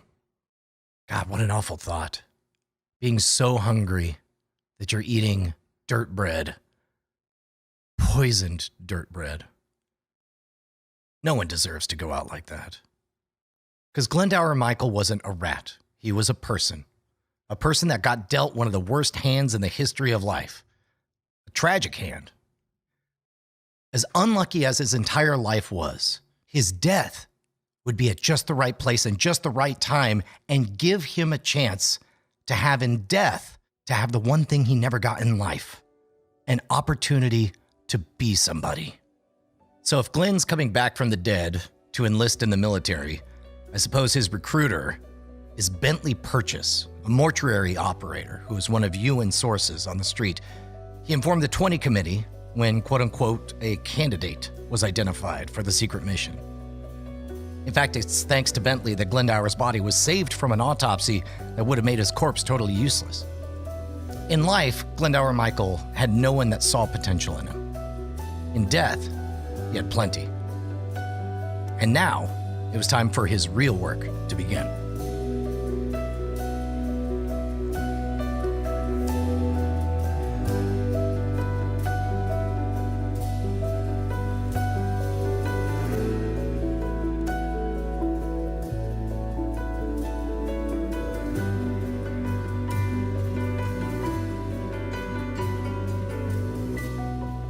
Right. So the thing about a corpse is that it's not like a piece of chuck roast that you got at Costco because it was on sale. You just throw it in the freezer and forget about it. If you do that, all of the liquids crystallize, they freeze. And when they freeze, these little jagged edges slice and dice all of the organs and damage them. And none of that is going to fool anybody, even at a casual glance, into believing this is a real body that fell out of the sky. When Charles Chumley and Ewan Montague get a hold of the body of Glendower Michael, they find out real fast that there is a ticking clock on this operation. 3 months. If the body of Glendower Michael wasn't dressed, packaged, approved for shipment and disposal within 3 months of January 28th, 1943, he won't get an opportunity to be anything more than just another lost soul found on the streets of London in wartime. In other words, once Mincemeat got going, there was no turning back. The bell could not be unrung. This all becomes super clear when Chumley and Montague show up to St. Pancras Mortuary to grab a photo for the ever-evolving fake personality of Bill Martin. I mean, the plan was simple, right? You prop up Glendower's corpse, snap a quick picture for the ID card, but they got a problem. They quickly learned that flesh rots fast, and even after only a few days at near-freezing temperatures, Glendower's face had already started to go full Day of the Dead, sunken eyes. The boys, they go out and they find a look-alike, hoping that'll be close enough. I mean, it's got to feel like they took an L on this one, right? This has to be perfect. As big as this story is, we went all over it last episode. There's no room for error on this one. The corpse has to be perfect. The ID, the briefcase, the uniform. Oh, yeah.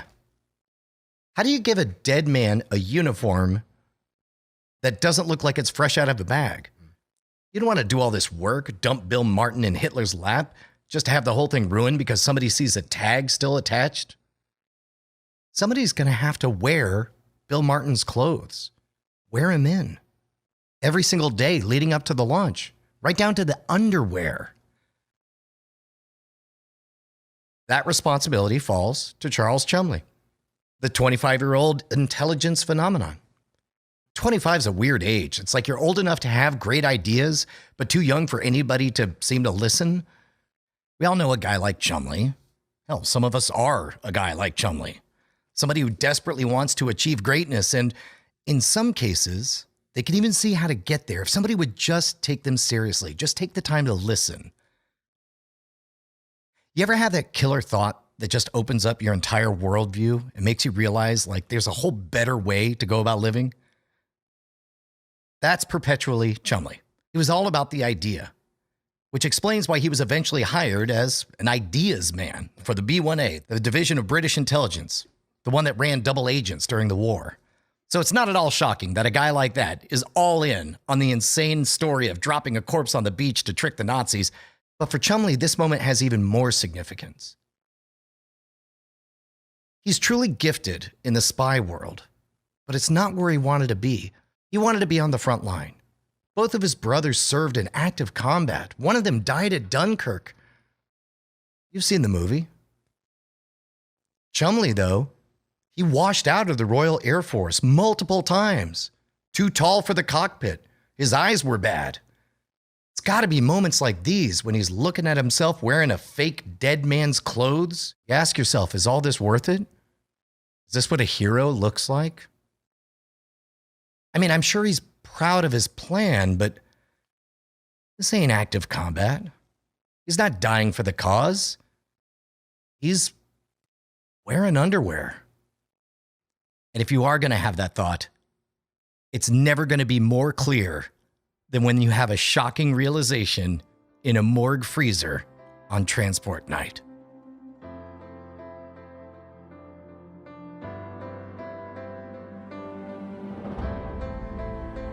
Hey, so this is normally where an ad would go, but we don't have any mattresses to sell you. But what we do have is even better. Do you want to feel like an actual spy? Do you want to feel like somebody who knows how to escape from police-issued handcuffs, pick locks, solve impossible puzzle boxes? We have all of that stuff and so much more. You'll be directly supporting the show if you head on over to con.scamstuff.com. It's run by us. It is of us. You'll be directly giving us money and making sure we get to keep on telling you about the world's greatest cons.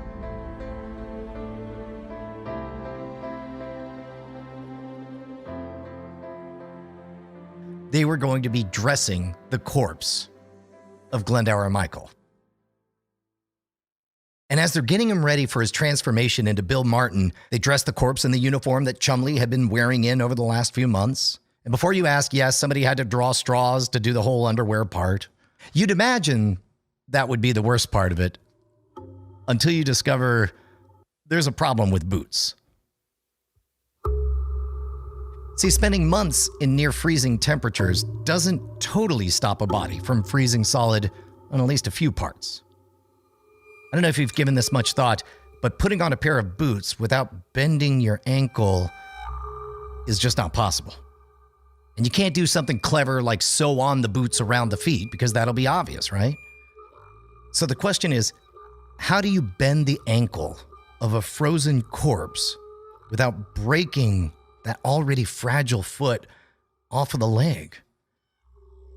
That'd be disastrous. That'd be the end of the whole operation. And keep in mind, you don't have time for any clever shenanigans. You don't have resources. It's just Montague and Chumley. They're alone in that room with the corpse. They got to get that foot inside a boot, and that ankle is not bending. The fate of the whole operation is getting hung up right at this moment, and they need a simple solution that they could do right now. And that solution? You grab a space heater and you eyeball it. Get it close, but not too close. Ignore the smell. You've got to defrost the frozen foot of this corpse, just enough so it can bend and slide into this military issue boot. Can you imagine the tension in the air in that moment? Wiggling back and forth. How are we doing? Oh, it's getting softer. Okay, I think I can move it, bend it forward just enough. What do you think was going on through their head during this? I'll tell you this much, I'll bet he never even thought about frozen feet when you're writing your initial clever Trojan horse pitch to the 20 committee. Oh yeah, tricking the enemy with a corpse. It sounds hilarious on paper. Until you're the one defrosting an ankle, twisting it to get it into a frickin' boot. Thaw, test, twist, push, flex, try again. Gentle. One bit at a time. Oh, yeah, obviously they got the foot in there. That was Chumley. He had a dream. He stuck to his guns to achieve it, even if it meant getting his hands dirty. And as they finally get the foot all the way in, lace up the boot, Bill Martin is finally ready to go to war.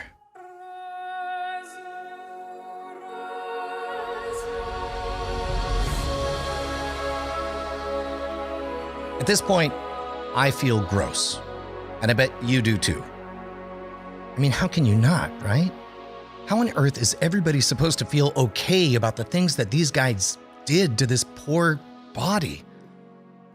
This once living soul? The devaluing of his existence, the willingness to make it a prop for the service of the greater good? I don't know. And then I remember, the only reason anything we're doing right now is possible is because it's all happened before. Like it or not, the dead have stood in service of the living for as long as there have been dead people. And I'm not just talking about using animals for meat or clothing or even a magic show. Not just talking about heads on pikes to scare away would-be enemies. Do you like the fact that your lifespan doesn't average out to about 35 years? Well, the only reason we have the lives that we do, and that we live as long as we do, and that we have the comforts that we have, is because of the things that people before us have done to the dead to benefit the living. There's a grade school myth we've all heard. Leonardo da Vinci, the old scamp, he had to do all of his dissections in secret so as to avoid tipping off the Catholic Church. But truth is stranger than fiction here because it turns out it was the Catholic Church that sanctioned human dissection on the regular back in those days. Mostly women, they had the goal of wanting to understand the genesis of life. And it's those practices of dissection that led to the modern concept of the autopsy. And by understanding all the ways in which we die, it gives us the gift, those of us who are still breathing, to do so far longer than our ancestors would ever have dreamt of. If we understand how we die, we learn how to better live. We've got it pretty good these days. And I think it's worthy to take a moment to consider just how much of what we understand about our hearts, our minds, our bones, ourselves, was accomplished by doing unthinkable things to the dead in order to unlock the secrets hidden within us. As gross as it sounds, an autopsy, the cutting apart of corpses, is the final gift of all the generations that came before us. I understand the sentiment that some of you out there might have, that Ewan, Chumley, and the entire 20 committee were being gross monsters for doing what they're doing to poor Glendower Michael. But man, the more I think about it, the more I come to understand that they're just another link in a long chain. They've joined an elite line of humans that are doing what needs to be done to the dead in order to protect the living. As horrifying as everything about the Third Reich and the Holocaust is, we know it ends. Chumley and Montague, they don't. And that's why they're getting their hands dirty.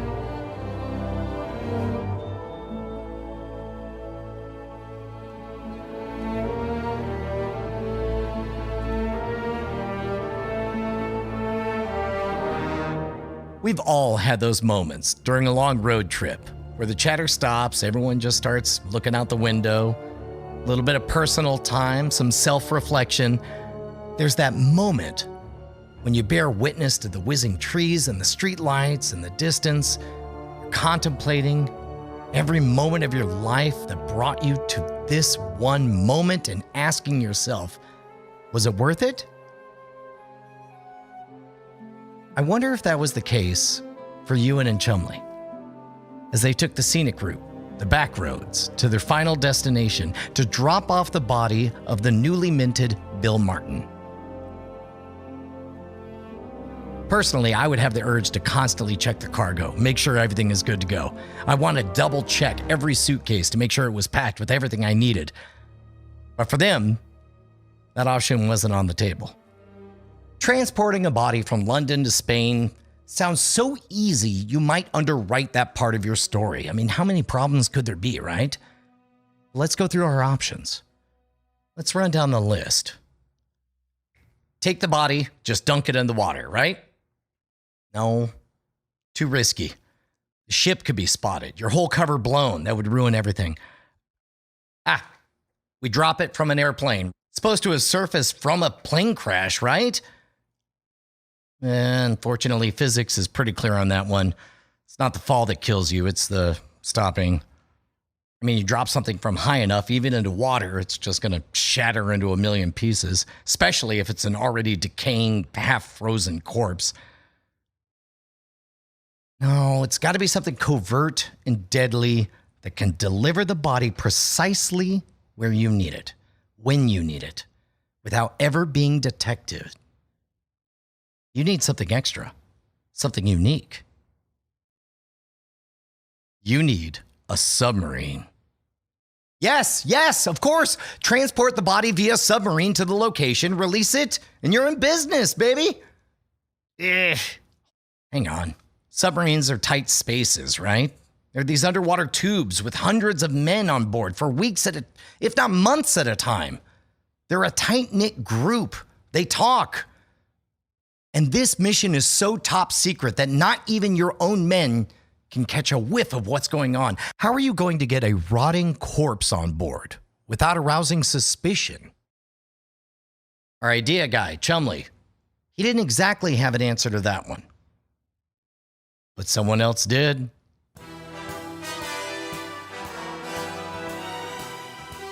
No, not James Bond again. Number one, he's not real. Number two, Ian Fleming has already left this story. But remember Q?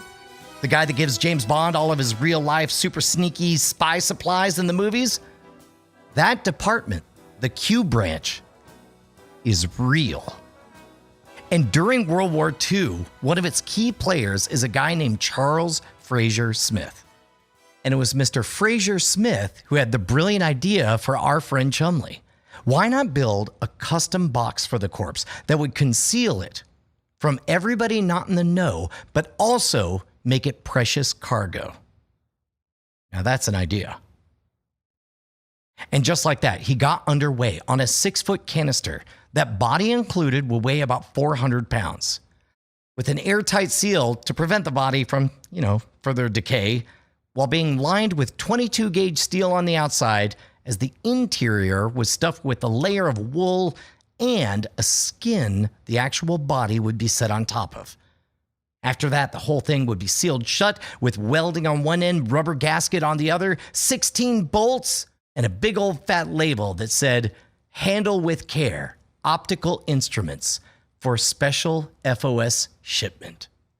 The case, the design, even the genius lie on the label, all of that gets us from the UK to Spain. But how the hell do you get that corpse from its freezer to the freaking submarine? I mean, if I was going to make up a Hollywood script, I'd say, hire a race car driver.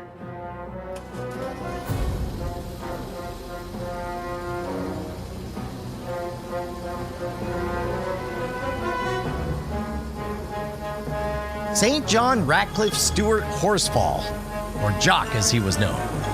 He was a racing legend in Europe.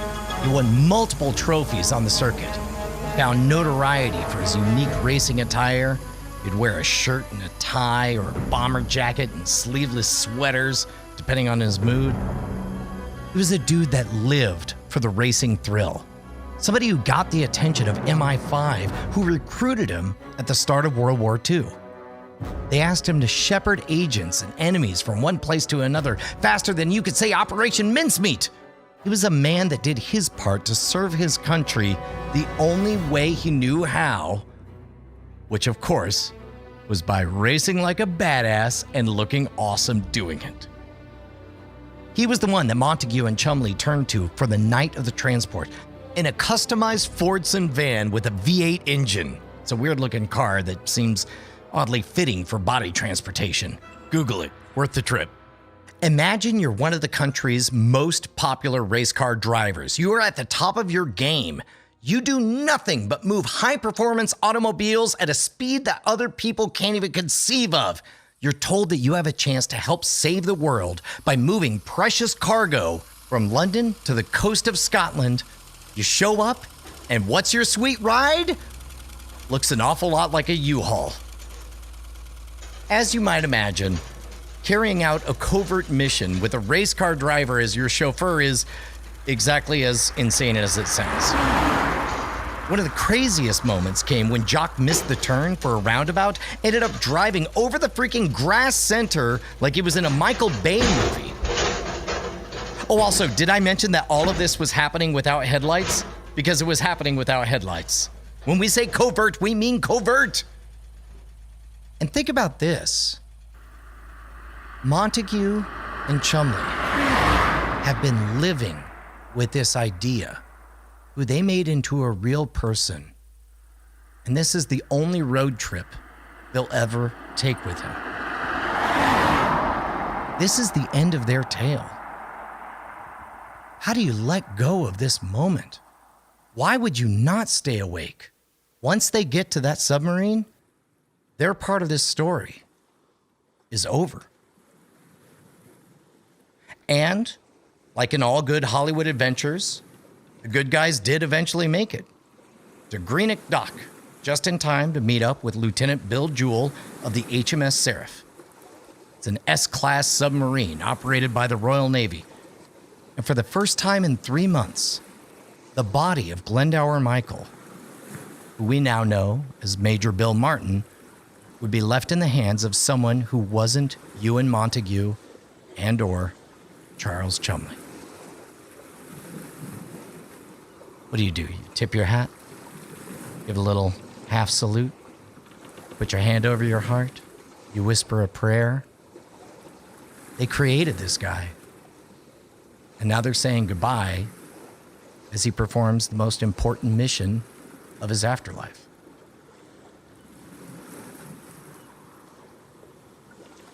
You think they lit up on the dock that night? I mean, it was the 40s. They had to have, right? Either in glorious victory of making it to the end of their leg of the journey, or out of anxious worry that all of this hard work had been for nothing. Do you think they talked about the failed photo attempt? The weird sunken face? How close things got with the boot? Or maybe in the moment, everything's just too traumatic to think about. Having done everything they could to get their creation ready for the big bad world, knowing that from this point forward, it was out of their hands, just hoping it could survive on its own. Because really, that's all the two could hope for. That the operation would go off without a hitch.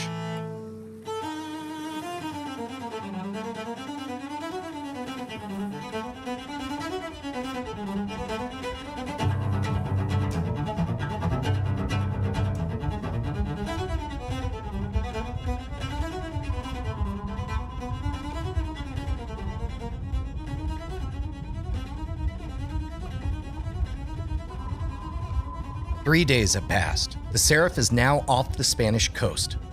The trip went about as well as a clandestine mission can go, although some of the crew might have been getting a little bit suspicious about the thing sloshing around the 400-pound container that was most definitely not, quote, optical equipment. Lieutenant Bill Jewell and a few of his closest crew take the container out to the ocean. They open it. First thing they see is a corpse way more decomposed than it should be. Well, whatever. Who's going to be an expert on corpse decomposition after you grab it out of the water? Who knows how long it's been there? This is it. No more hesitation. From Ian Fleming's first note to Chumley's pitch, Montague's story work, the personal approval of Winston Churchill himself, it is now time for Bill Martin to go to war. His fight is in the minds of his enemies on the shore. His march will be slow, but his impact could save thousands of lives and possibly win the war. Martin is removed from the container. He's dropped into a current to make sure that it floats all the way to the coast.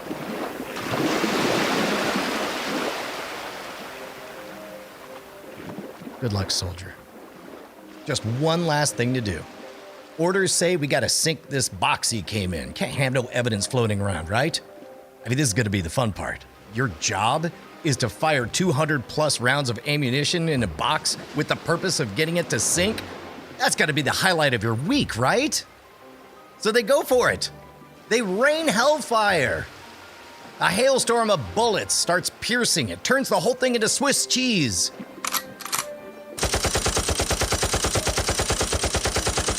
A bit weird it's not sinking, though. That's a lot of holes. I mean, how many? Maybe a few more? Huh. Those nerds over at Q Branch. Look at that. They did too good of a job. Didn't even sink. No worries. I mean, whatever. We were just blowing off steam anyway. Hey, let's take this one, up the chain. Excuse me, officers. Would you like to use your service revolvers for the job? Why, yes, of course I would. That just seems like the responsible thing to do. As we play shooty guns before sunrise. So at this point, the officers are taking turns with their service revolvers, and they're assuming every one shot will be the one that finally take this thing down. I mean, how many holes can this thing... Wow, that's a lot of holes. Yeah, that's a lot of holes, and it still hasn't sunk. Okay, all right, now we have a problem. Because remember, our plan leads the Nazis to believe that Bill Martin went down in a plane crash, right? That's not the end of the world because planes are heavy and they sink, right? A little bit weird that there was no plane parts that wash ashore. That's forgivable. What isn't forgivable is a floating corpse box with English on the side, shot up like Swiss cheese, bopping up to the shore. Guys, this would be a disaster. And they can't just bring it back into the boat. This is top secret. Sun is about to peek over the horizon. They need to plan right this minute. Otherwise, Lieutenant Bill Jewell's lack of basic physics understanding is going to take this intricate months-long plan and blow it to smithereens. Wait a minute. Wait, did I just do the thing? Yes, of course I did. I just said the exact solution. That's what we do. We blow it to smithereens. Let's just tow the case farther out to sea. We're gonna pack it full of plastic explosives. We're gonna push it out. And then one final exclamation mark on this whole adventure, detonate it.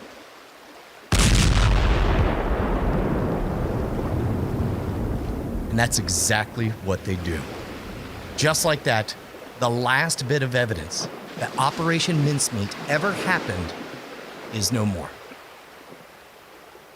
Oh, and by the way, Bill Jewell never really got around to putting a note about the plastic explosives in his final report. Can't say I blame him.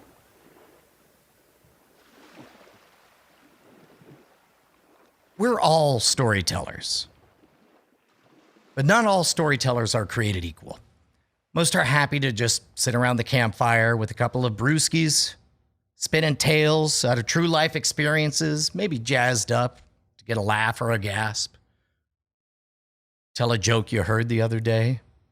Share a tale that maybe didn't technically happen to you. Others take it a step further and they spin story from nothing to get a shock or a scare. A few, a very special few, know the true depth of labor that is crafting a story that will be remembered long after the fire goes out. These special few, they understand the term blood, sweat, and tears isn't just a metaphor. Sometimes, for a really good story, it's real blood, real sweat, and real tears. It's race car drivers. It's slow, careful, plodding effort to get a dead foot into a boot. It's plastic explosives to explode the evidence. That's what goes into a story so good that there's no choice but to believe it. I want to believe that I can live in their shadows, that I could be a pale echo of what these master storytellers can do. But I don't know that I could have gotten that foot into that boot that night. And of course, just because you do your job right doesn't mean that it's going to work. Sure, you can find the body, build the identity, dress it up, drop it off where it's supposed to go. Now you're relying on human beings, the marks, people who are not you, people out of your control, the ones who have to do their part to see this thing through. At this point, the story no longer belongs to us. It doesn't belong to the 20 committee, doesn't belong to Ian Fleming, doesn't even belong to the Allies. At this point, the story belongs to the Nazis. And only the Nazis can convince the Nazis. Every step of this journey so far has been built on a foundation of guesses as to what the Nazis want to hear and what they will believe. And guess what? It's in their hands now. And there's nothing the Allies can do. The marks are in charge. And we'll find out whether or not they take the bait in our season finale of World's Greatest Con.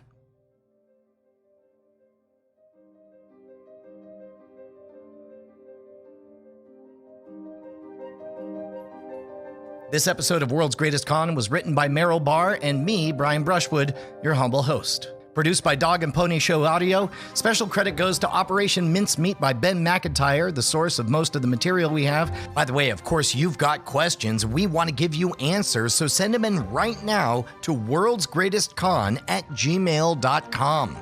We are now 1 week into releasing this show, and I've never experienced anything like this. If you know our story, you know that there have been a few times that we've kissed the top of various charts, but there's always a very quick regression to the mean. And this time it's not happening. As I record this, it's been nearly a week, and we are still the #1 trending podcast on Pocket Casts. And it leads me to the uncomfortable possibility that maybe we're doing a pretty good show. And if that's the case, I have one humble request of every single one of you. Pick up the phone and call somebody who you think would like the show. Don't forward a link. Don't post it to your Insta, Facebook, whatevers. Actually speak to another human being and explain what it is you're digging about the show so far. Because I don't know about you guys, but this feels pretty special to me. And speaking on behalf of Justin and Meryl, we'd really like to keep this momentum going. In the next episode of World's Greatest Con, this is it, the moment of surrender, when you've done all the work and you have none of the power, and it's entirely up to the mark to fool themselves. Does their plan work? Where does the information go? Who believes it? Who doesn't? All of that in the next episode of World's Greatest Con. Diamond Club hopes you have enjoyed this program. Dog and Pony Show Audio. Cons don't fool us because we're stupid. They fool us because we're human. And this might be the world's greatest con.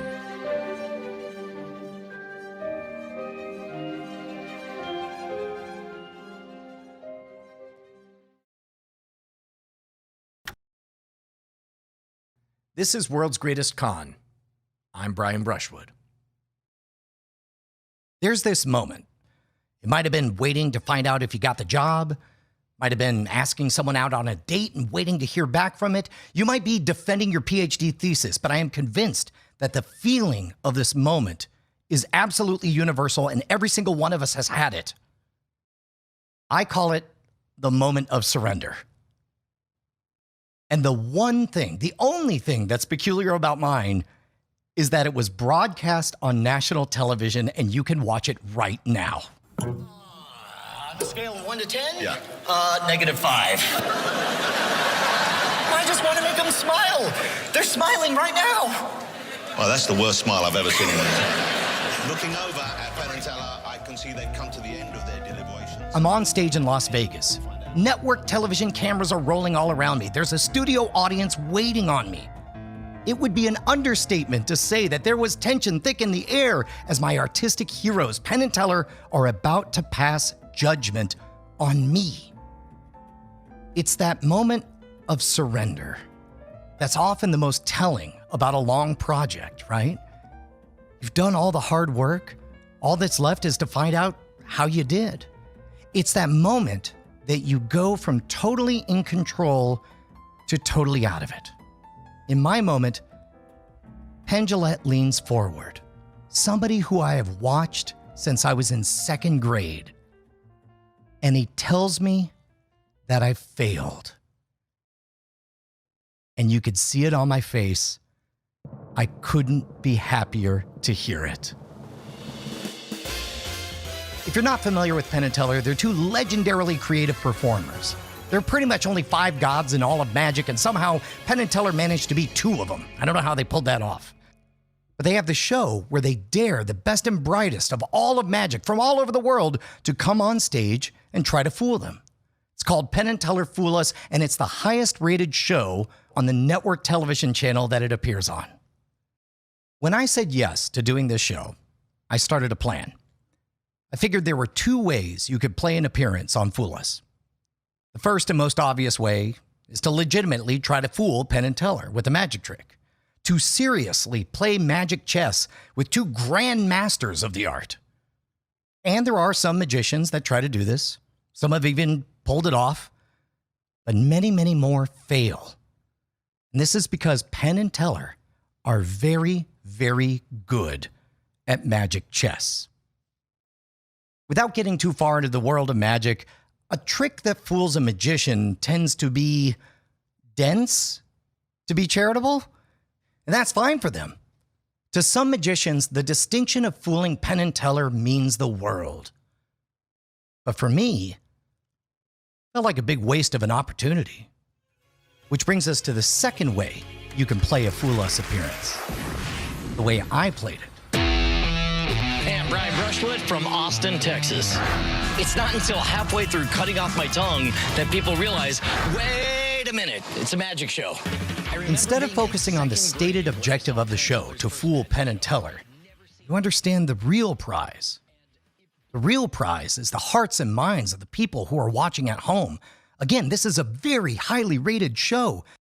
You have to make a routine that's designed to delight and entertain, to showcase the best of you, not to fool, because anything you do that attempts to accomplish both is almost certainly going to do neither. Yes, at the end of the routine, Penn's going to tell you that he knows how your trick is done. So what? Who cares? Meanwhile, there are millions of people watching, and they will remember how much fun they had with you. In this moment, everybody thinks that you're focused on whether or not you fooled them.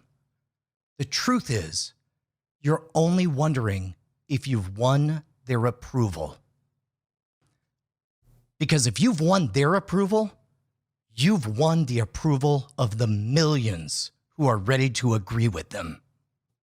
And that's where I am, right here, on stage, completely surrendered.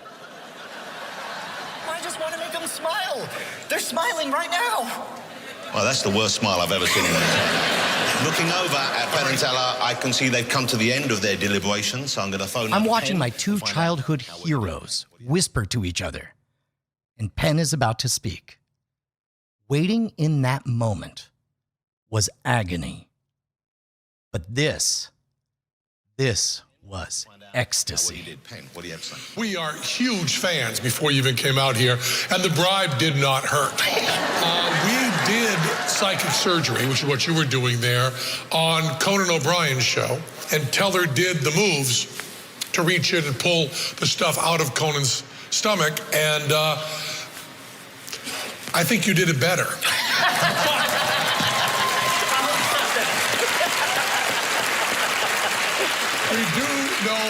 We do know how that's done. We also, we have a pretty good idea.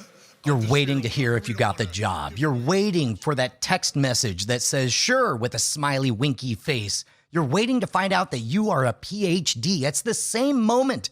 It's that moment of surrender.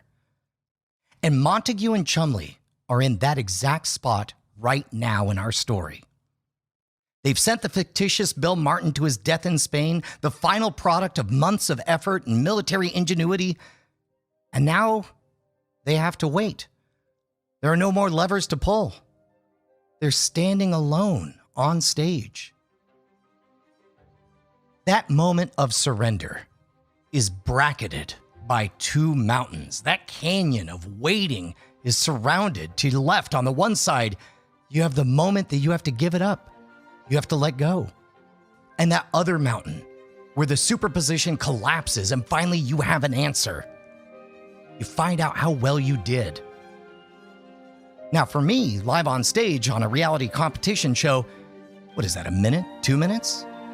But for Chumley and Montague, they have to sit with that discomfort, for 3 full weeks, which has to be torture.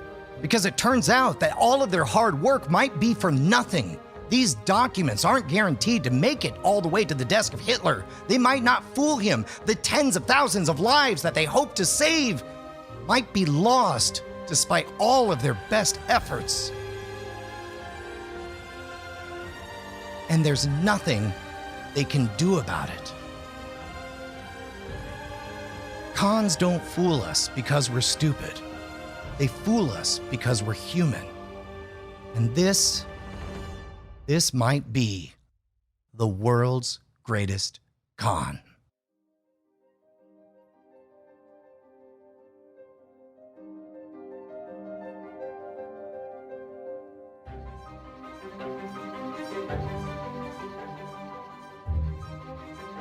You remember the show that Bill Martin, our fictitious war hero, he was going to go see, right? The one that would prove he was in London? Well, tonight's the night it actually happens. Now, since Bill Martin is currently stuffed in a tube inside a submarine, he's got some other people taking his place, right? Montague and the beautiful secretary, Jean Leslie, arm in arm, right up to the ticket taker. Behind them, Chumley and another 20 committee secretary. Between the four of them, they have 2 complete tickets and 2 tickets lacking stubs, because those are the ones in Bill's pocket. But still, they are all 4 going to attempt to gain entry. When they do get to the ticket-taking guy, he looks at this hot mess of half-torn-apart tickets, and Montague decides to explain, "Oh, well, I can understand this is a bizarre situation. It's easily explained. By the time I laid eyes upon these tickets for the show tonight, 2 of the tops were already ripped. It must have been some kind of mistake." The ticket taker leaves to consult the manager. Of course, the entire story is a lie, but for this gatekeeper, Montague knows he needs to put all his effort into that first impression, the tableau. Both Chumley and Montague are in military dress, and their dates are decked to the nines. I mean, who's going to step in the way of that? Ticket taker guy and the manager, they both come back. They apologize for the delay, lets them in. Another win for the tableau. It's a rollicking show filled with singing, dancing, laughs. After the final curtain, the double date go for a nightcap at the Gargoyle Club, which sounds like something I would have made up. But it wasn't. This is a bittersweet moment for Chumley and Montague, because within a few hours, Bill Martin is going to be found dead. Meanwhile, they're sitting and having drinks at the Gargoyle Club, where Bill Martin was born. Long nights at the club was where Montague and Chumley dreamed up every element of Martin, the fictitious military official destined to be discovered by the Nazis. Amongst the backstory of Martin as a dashing soldier in love would be the poison pill. These falsified letters between Allied high command that the laughably obvious target of Sicily was a feint, and the real offensive would come for both Greece and Sardinia on their way to the Balkans. I mean, do you think they knew they'd done it in this moment? Or do you think they knew that it didn't matter either way? Their job was done. I have to assume they experienced that moment of surrender. Chumley buys a round of drinks to Bill Martin. And after they drink, Chumley looks at his watch and says, "I wonder if he's afloat yet." He was.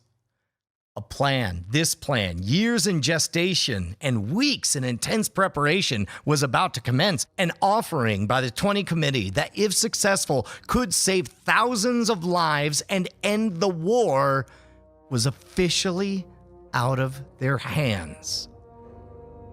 Now, what the double daters didn't know in that moment was that this plan was working better than they'd hoped,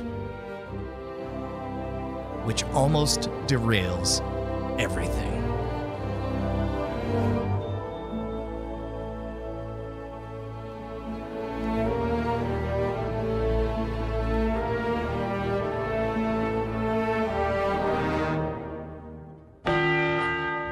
Spain. All right, let's talk about Spain for a second. During World War II, Spain is technically neutral, despite being under the control of a strongman dictator Franco. But Italy and Germany, they're the ones that were supporting Franco during his rise to power. So while Spain is officially not in the fight, his support is tilted toward the Axis powers. All right, let's break down what that means. First of all, top man loves Hitler. Okay, great. That means the army from which this guy came is sympathetic to the Nazis. That means the rank and file police would be fascist friendly. But not everyone in Spain loves Hitler, not even within the military. The plan to get Bill Martin into Spanish hands runs exactly like the 20 Committee drew it up. Just like we talked about, the body really is found by a fisherman. The fisherman really does call a doctor. The doctor recognizes by the smell alone that the man's dead. But here's where the plan works too well. Instead of the doctor calling the cops like the 20 Committee had hoped, he reaches out directly to the Spanish Navy. Now, the Spanish Navy is by far the most pro-British part of the military. This is a huge problem because the Spanish Navy will go out of their way to play fair. And fair means the British get their top secret documents back ASAP. If the Nazis don't have their sympathizers in the organization that has the body, then they might not ever get their hands on the information. The very next day, Bill Martin's corpse is brought to a local cemetery for the official autopsy. Picture it, a hot Spanish spring morning, sweaty medical area under a tin roof. You got 5 witnesses there. A British official, the doctor's son who's also a doctor, a Spanish Navy guy, and an American pilot who just by coincidence happened to have crash landed a few days earlier and tags along just to see if he happens to recognize the body. Of the 5 folks there, our British official doesn't know the entire mincemeat plan, but he does know his part. Get that briefcase into Spanish hands so the Nazis could take the bait. Which makes it really awkward when the Spanish official offers our guy the briefcase. Hey, oh, by the way, this looks like important documents. Please take it. Go ahead. It's right there. This is going to blow the entire freaking plan. If our British official does the most natural thing in the world and say, oh, well, thank you for the documents that obviously belong to us. So our guy, our British official, he channels every ounce of Britishness in him and insists everyone follow proper procedure. The Spanish Navy, they should record that they found the briefcase and then return it to the British. Okay, one massive bullet dodged. Now, the autopsy, or hopefully the lack of a thorough autopsy. The glancing of the body is what I think everybody's hoping for. Because remember, they've done pretty good, but anybody who knows what they're doing will figure out that this is not a fresh body. This is a frozen, thawed corpse that is months old. And that is the last thing anyone should know. They make the first incision into the corpse of Bill Martin. And what follows is an explosion of compressed air. Vile, noxious odor from a month-old cadaver that was dead, frozen, transported through the entire vertical length of Europe, sunk into the water, baked in the sun, shown up on the beachside, and now ruptured. That stench fills the humid shack. Can you imagine that moment? Can you imagine almost thanking our British official when he steps in and says, upon his authority, the military for which this man just died formally requests, stop it. No more Good God, can we stop this medical investigation? So if the doctor could just really quick make your judgment for the cause of death, that would be great because good God, ew. And the Spanish doctor does just that. According to him, Bill Martin died falling out of a plane and drowning. As far as anyone knows, from here on, that part of the story is now canon, a massive win for the 20 Committee. Everyone disperses, which I believe is World War II talk for GTFOing. Later that day, Bill Martin is buried with full military honors. The anonymous death of Glendower Michael is transformed into a ceremony for a full-blown war hero. Locals come to pay their respects. Also there, our British official, who's been a little bit busy ever since the autopsy, spending his time since Martin was found flooding channels that he knew were monitored by the Nazis, saying that the Brits believed their mystery man found in the ocean was one of their own. And I know what you're wondering. Yes, his breadcrumbs had been followed.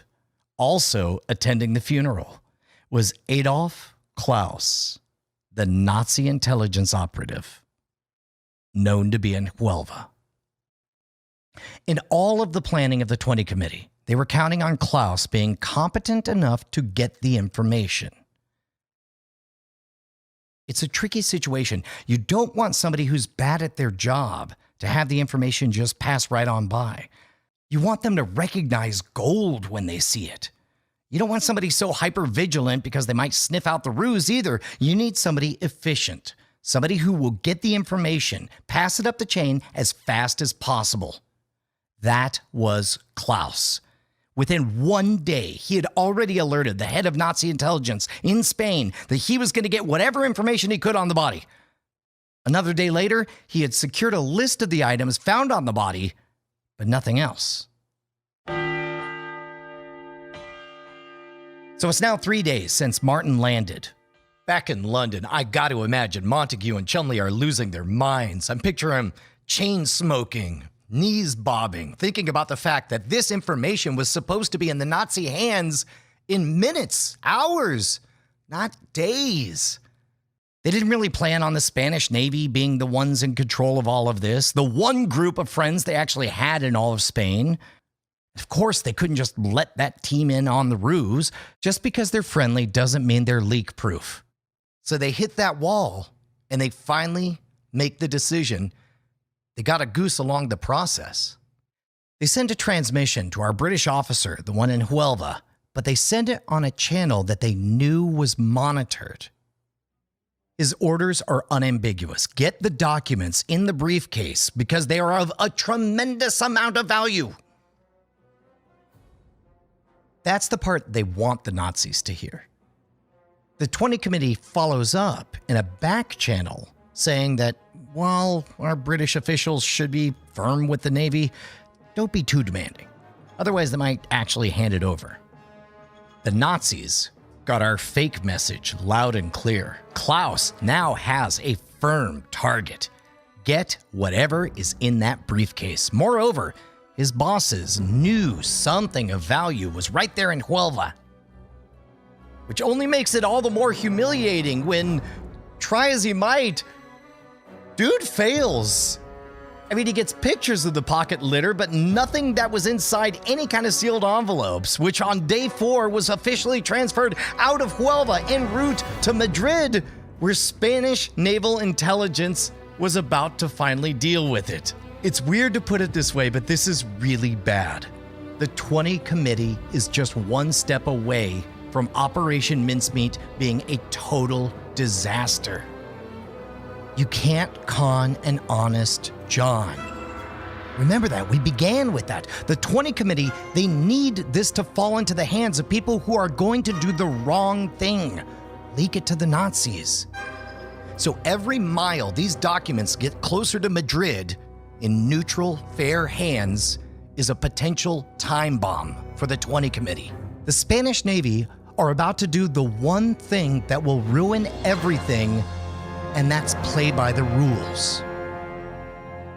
And that means that the only person who could rescue, at this moment, Operation Mincemeat, is the most powerful and influential Nazi intelligence officer in all of Spain, Karl Erich Kuhlenthal. The problem is, he's the George Costanza of our story.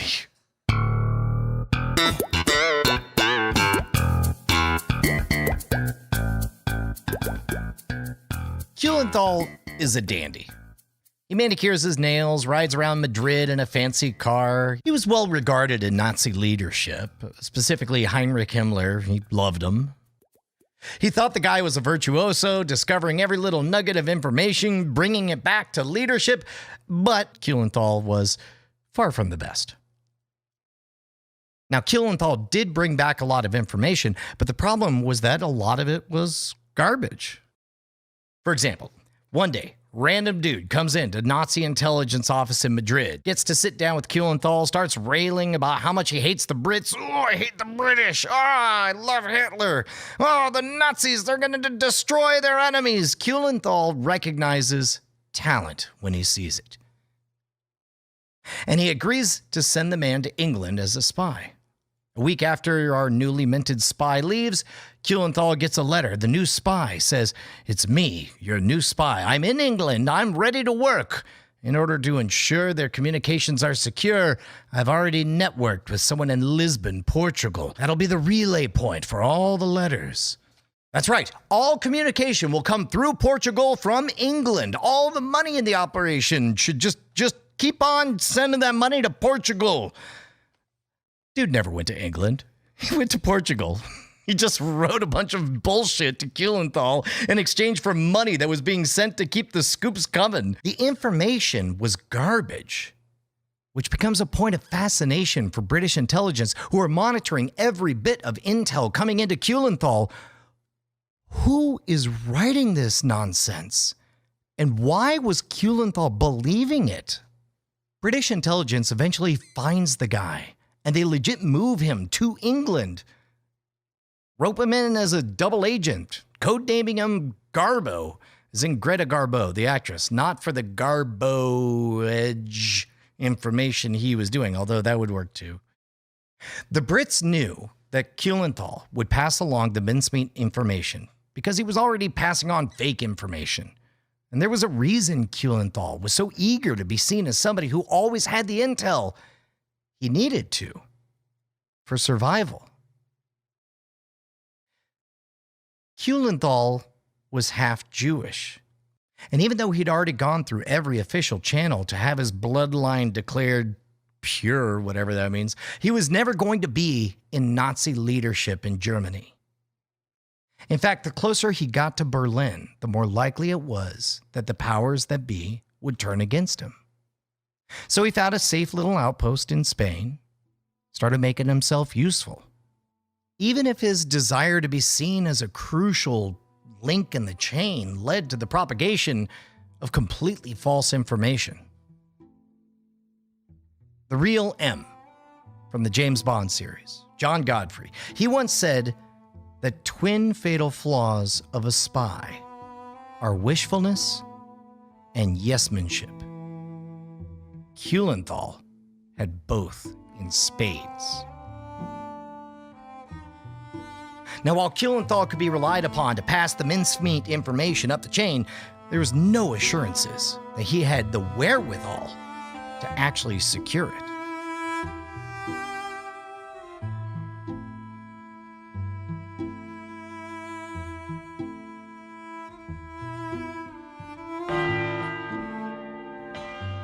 So we're at 5 days since Bill Martin hits the shores of Huelva. The Nazis still don't have the information laid out for him. At the 20 committee offices, Montague's starting to get annoyed. He complains about little things, how low the ceilings are, how loud the office is, how overworked he is. Across the continent, Nazi intelligence, they're on fire. The acquisition of the contents of this briefcase is now a top concern, and it's all hands on deck. Nazi intelligence in Portugal is called in, as well as the Gestapo. If anyone has a connection to anyone in the Spanish Navy, now is the time to call in the favor. A power play is made by leveraging the head of Spanish counterintelligence. He attempts to secure the briefcase. just as it's being held in San Fernando on the way to Madrid. And he fails. Only coming back with pictures of everything else in the briefcase, but crucially, none of the sealed letters. And another day goes by. And another. And another. The briefcase makes it from San Fernando to Madrid. Now, this is a failure point the 20 committee didn't foresee. The Nazis need to be competent enough to secure the package. They're Nazis. The whole reason they're a problem is because they're good enough, usually, to be really awful and dangerous people, and now is when they're going to screw everything up and totally just fail at achieving their one goal? This is how close the whole operation came to failure. The information is in the hands of Spanish intelligence. Their next job is to hand it over to the British. On the 8th day, it's at this very last moment that Spanish intelligence walks over and hands the information to the Nazis. In Madrid, the letters were removed from the bottom of the envelopes, leaving the seals intact. Now, technically, Kuhlenthal, he's not the head of intelligence in Spain. That title belongs to an older guy, right? And it's the older guy who first comes in contact with the intel. He spoke English, so he read the missives. He immediately was suspicious of them. Specifically, that they were mentioning the code name of an operation in the exact same letter where they're disclosing their targets. It was either uncharacteristically sloppy or too perfect. But all of those worries are washed away the second Kuhlenthal gets his hands on the information. I'm certain he's thinking, dude, if the scraps that Garbo's passing me is making me a favorite, this stuff's gonna make me a star. His report to German high command was explosive. He relished in every random, overwrought 20 committee detail, putting a big, fat Nazi rubber stamp on every piece of evidence provided. He even added stuff. Kuhlenthal tells high commands that the pilot of the plane itself had been captured and was being interrogated, which wasn't even a true thing. The plane and the pilot never existed. Crucially, he sweetened one key detail. He said, of all things, the show tickets, which technically were dated on the 22nd, were instead for a London show on the 27th. The body was found on the 30th. This made information 5 days more relevant, although possibly complicated the story of why the corpse looked so horrendously decomposed. Who cares? Who cares? Kuhlenthal is summoned to Berlin personally. He's in to brief the high command on his findings.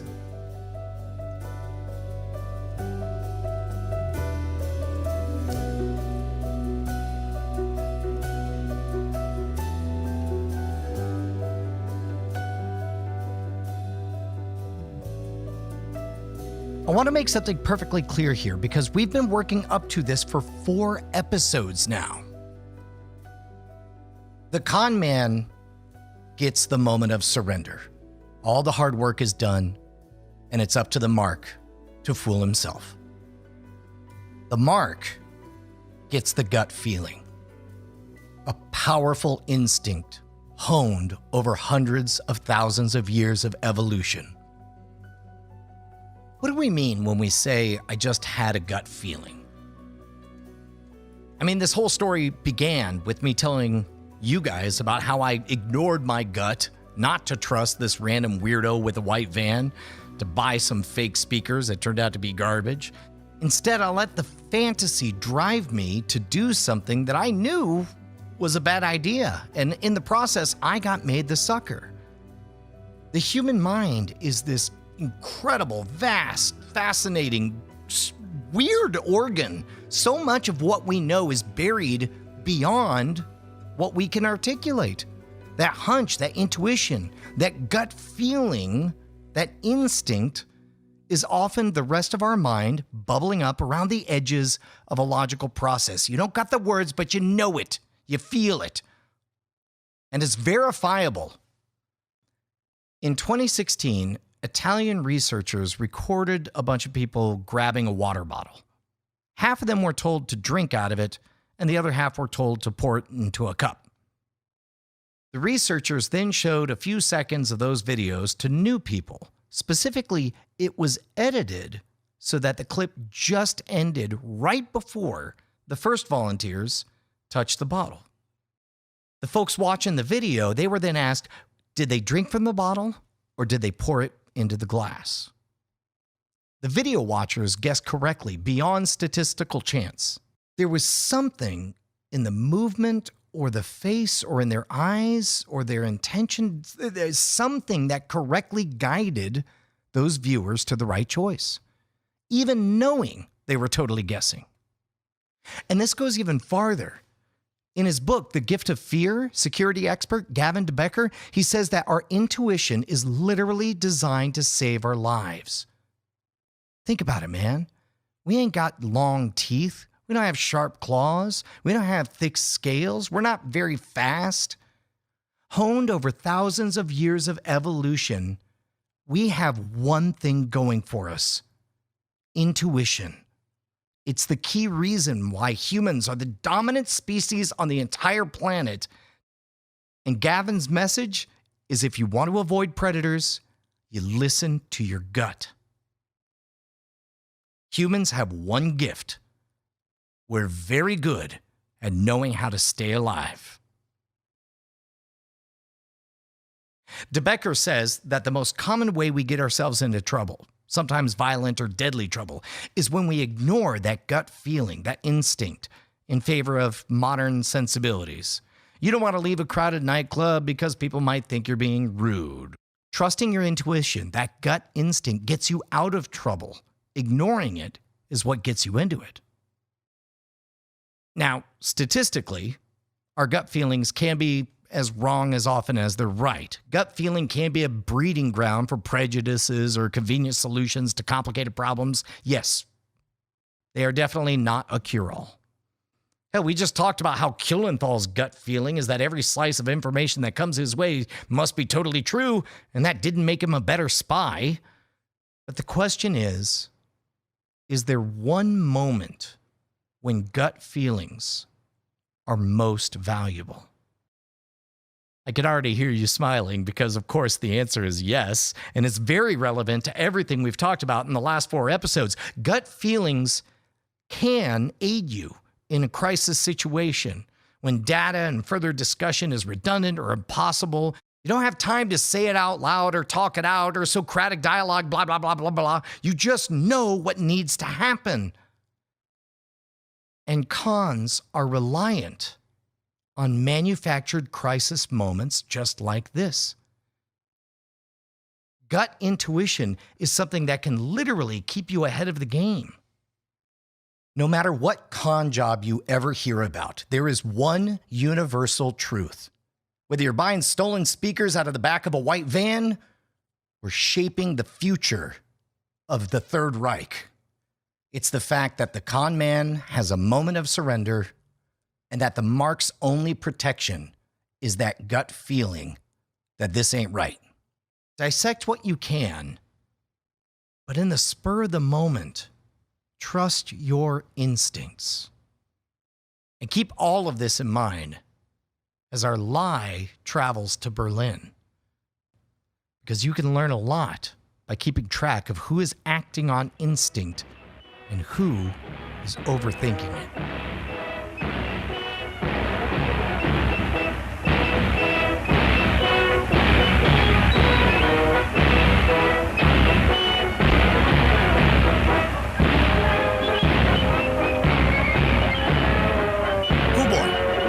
So far, we've narrowly avoided disaster at the autopsy. We got the information in the hands of the Nazis. This Plinko chip, when it was first dropped, it seems to just ricochet far away from the grand prize before reversing course. Now, despite the bizarre route, it now looks like it's going to be on a very promising path. The 20 committee failed, but in the process, made their information all the more tantalizing, all the more believable, all the more important. Kuhlenthal being excited to take full credit, that's fantastic. And as our final prize comes into focus, there's yet another reason for us to start smiling. Hitler is pissed. He's just lost 1/8 of his troops, all of his troops in North Africa. He's now losing the naval battle, and that's on top of the Eastern Front being more and more of a disaster. Functionally, he's becoming more distrustful of his generals. He thinks all of them are disloyal and incompetent. He needs good news. Sound familiar? What's more, this good news is something he can actually use to shame his other generals. Hey, dummies, y'all are reinforcing the wrong area. Thankfully, good old Hitler, your boy, is here to tell you what to do. Hell yeah. This is something he can believe in. Just one problem. Our last gatekeeper before Hitler himself. The guru to his Shang Tsung, Alexis Baron von Runer, the head of Nazi army intelligence. Von Runer had developed a reputation for being able to divine all the intentions of the Allies. His method involved gathering a bunch of small points of data, coming to his own conclusion, instead of believing the big truths from intelligence. Instead, he grabbed a bunch of those small truths from the origins of those findings, and from there, he made his own conclusions. Von Runer is in every way the opposite of Kuhlenthal. He's very, very good at spotting bullshit, and he might treat our information more suspiciously if Kuhlenthal is touting it. If there's any little flaw here, he's going to notice it. If there's too many flourishes, he'll sniff them out. He's also Hitler's most trusted intelligence analyst. What von Runer says is what Hitler believes. Okay, we got to pause here to point something out. We try our best to put the facts of a story first, and there's plenty of dramatizations of personalities, but I'm trying to keep those in the greater truth as we know it. The next bit here is nothing but a guess. It's undefined by any official documents. It is not confirmed by Ben McIntyre's book, and I sure as hell don't have any rock-solid details. But here it is. Alexis Baron von Runer, our last, most challenging gatekeeper between the 20 Committee and Hitler, hated Hitler and wanted to sabotage the Nazi effort and put it to a permanent end. He was a monarchist and believed the Nazis to be a bunch of thugs.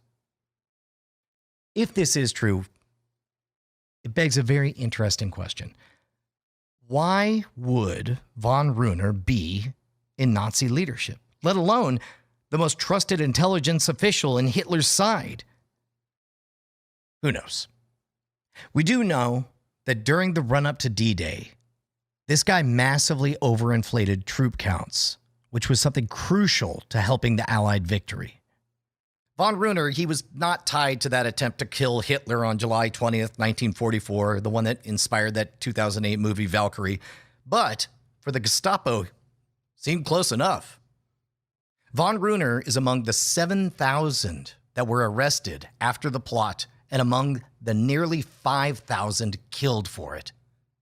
In his final message to his wife, he decried the Nazi regime, and he gets executed in public. The murder is filmed for Hitler's personal collection. But that's years from this moment. We'll never know what's going through von Runer's head right now, at this moment, as he pores over the documents created by Chumley and Montague. Is he buying this? Does he chuckle when he's reading this weird soap opera subplot? Does he see this for the total con that it obviously is? And if he does think it's a hoax, and to be honest, I believe he would, does he recognize that this is the perfect poison pill to feed Hitler. May 11th, von Runer does a full review of the 20 Committee ruse and officially buys everything. Specifically that the Germans had 2 to 3 weeks to reinforce Greece before the British invasion. Furthermore, they're going to fake reinforcing Sicily. Von Runer, the Allies whisperer, even puts his stamp on his report saying, yep, definitely not a plant and should totally be regarded as super legitimate. Just one more stop.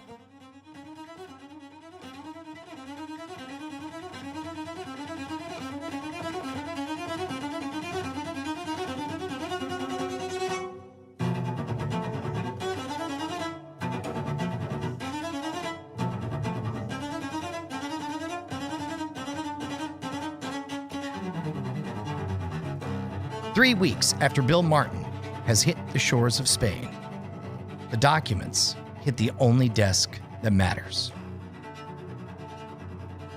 Adolf Hitler reads the report from von Runer, page after page after page. He finishes, closes the file, and he turns to a trusted confidant and says, I won't try to do a Hitler impression here, but some version of, couldn't this be a corpse they just deliberately planted? Let's stop one last time.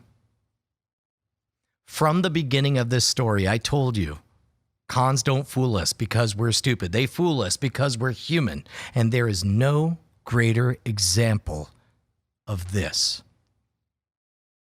We're talking about the biggest villain in modern human history, and he's asking the exact right question that he should.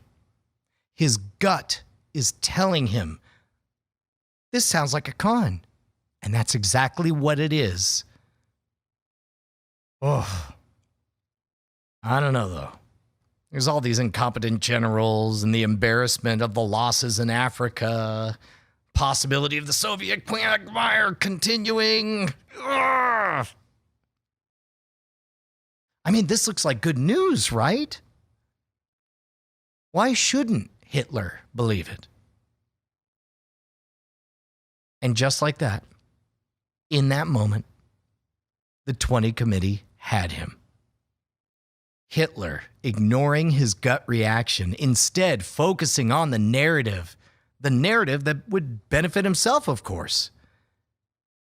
We don't know what else was said during that meeting, but that same day, Hitler issued a directive that Sardinia and the Peloponnese are now the highest value targets of the Allies.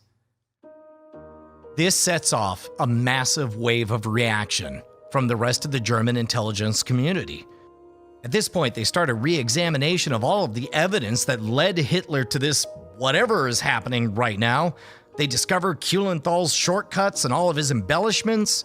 Kuhlenthal starts defending himself like his life depends on it, because it does.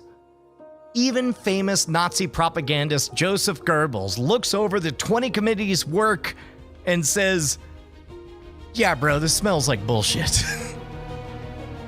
But what could Goebbels do? Tell Hitler that he can't have the narrative that he wanted? The one that benefited him? More than that, what if Goebbels was wrong? That'd be the end. So he kept his opinions to himself. On May 12th, the 20 Committee found out that the Germans were moving troops. An explosion of emotion came over this small, cramped quarters. All of this, the planning, the writing, the staging, the getting a frozen corpse foot into a boot, all of it worked! Did it happen because of the imagination of Fleming? The conception of Chumley? The illustration of Montague? The incompetence of Kuhlenthal? The treachery of von Runer? Sure, why not? All of those. No, wait, hell no, none of those. Some of them, all of them, who cares? Nothing could have happened without every piece of this puzzle. Something this big is beyond any single effort. What an effort it was. The Nazis, they really bought it, man. Famed general, the Desert Fox, Erwin Rommel, is sent from Sicily to Greece to assume command. It's hard not to laugh. The Germans transfer a group of R boats, those are German minesweepers and mine layers, from Sicily, and they lay 3 additional minefields off the Greek coast. They move 3 panzer divisions to Greece. Get giddy even listing this stuff. All preparing for a war that would never arrive. Instead, the real Operation Husky is an unqualified success. Oh my God, it worked! Hitler just got played, just like they drew it up. In your face, Hitler. Oh God. The Allies only suffer 5,532 deaths out of their 160,000 strong offensive. They are so overwhelming that many Italian troops begin giving up their positions right there on the spot, which leads to another massive reason why Husky is known as a success. So humiliated is Italy by the invasion that its own people rise up and topple Benito Mussolini within 3 weeks of Allied boots hitting the ground. This disaster forces Hitler to divert forces over to Italy, where they're now an occupying force. By the end of the war, 1/5 of the entire Nazi army was in southern Europe trying to clean up the mess caused by mincemeat. All in that one moment. The moment when the story you want to believe overtakes what you know in your gut. You know is right.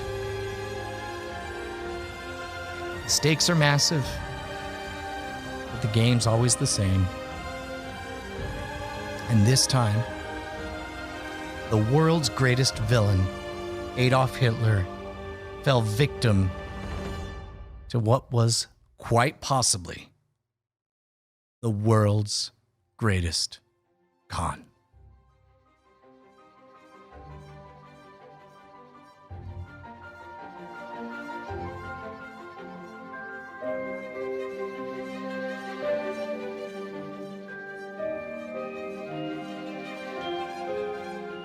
This episode of World's Greatest Con was written by Justin Robert Young and me, Brian Brushwood, your humble host.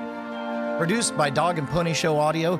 Special credit goes to Operation Mincemeat, the book by Ben McIntyre, where we got most of our information. By the way, of course, you've got questions. We want to give you answers, so send them in right now to worldsgreatestcon@gmail.com.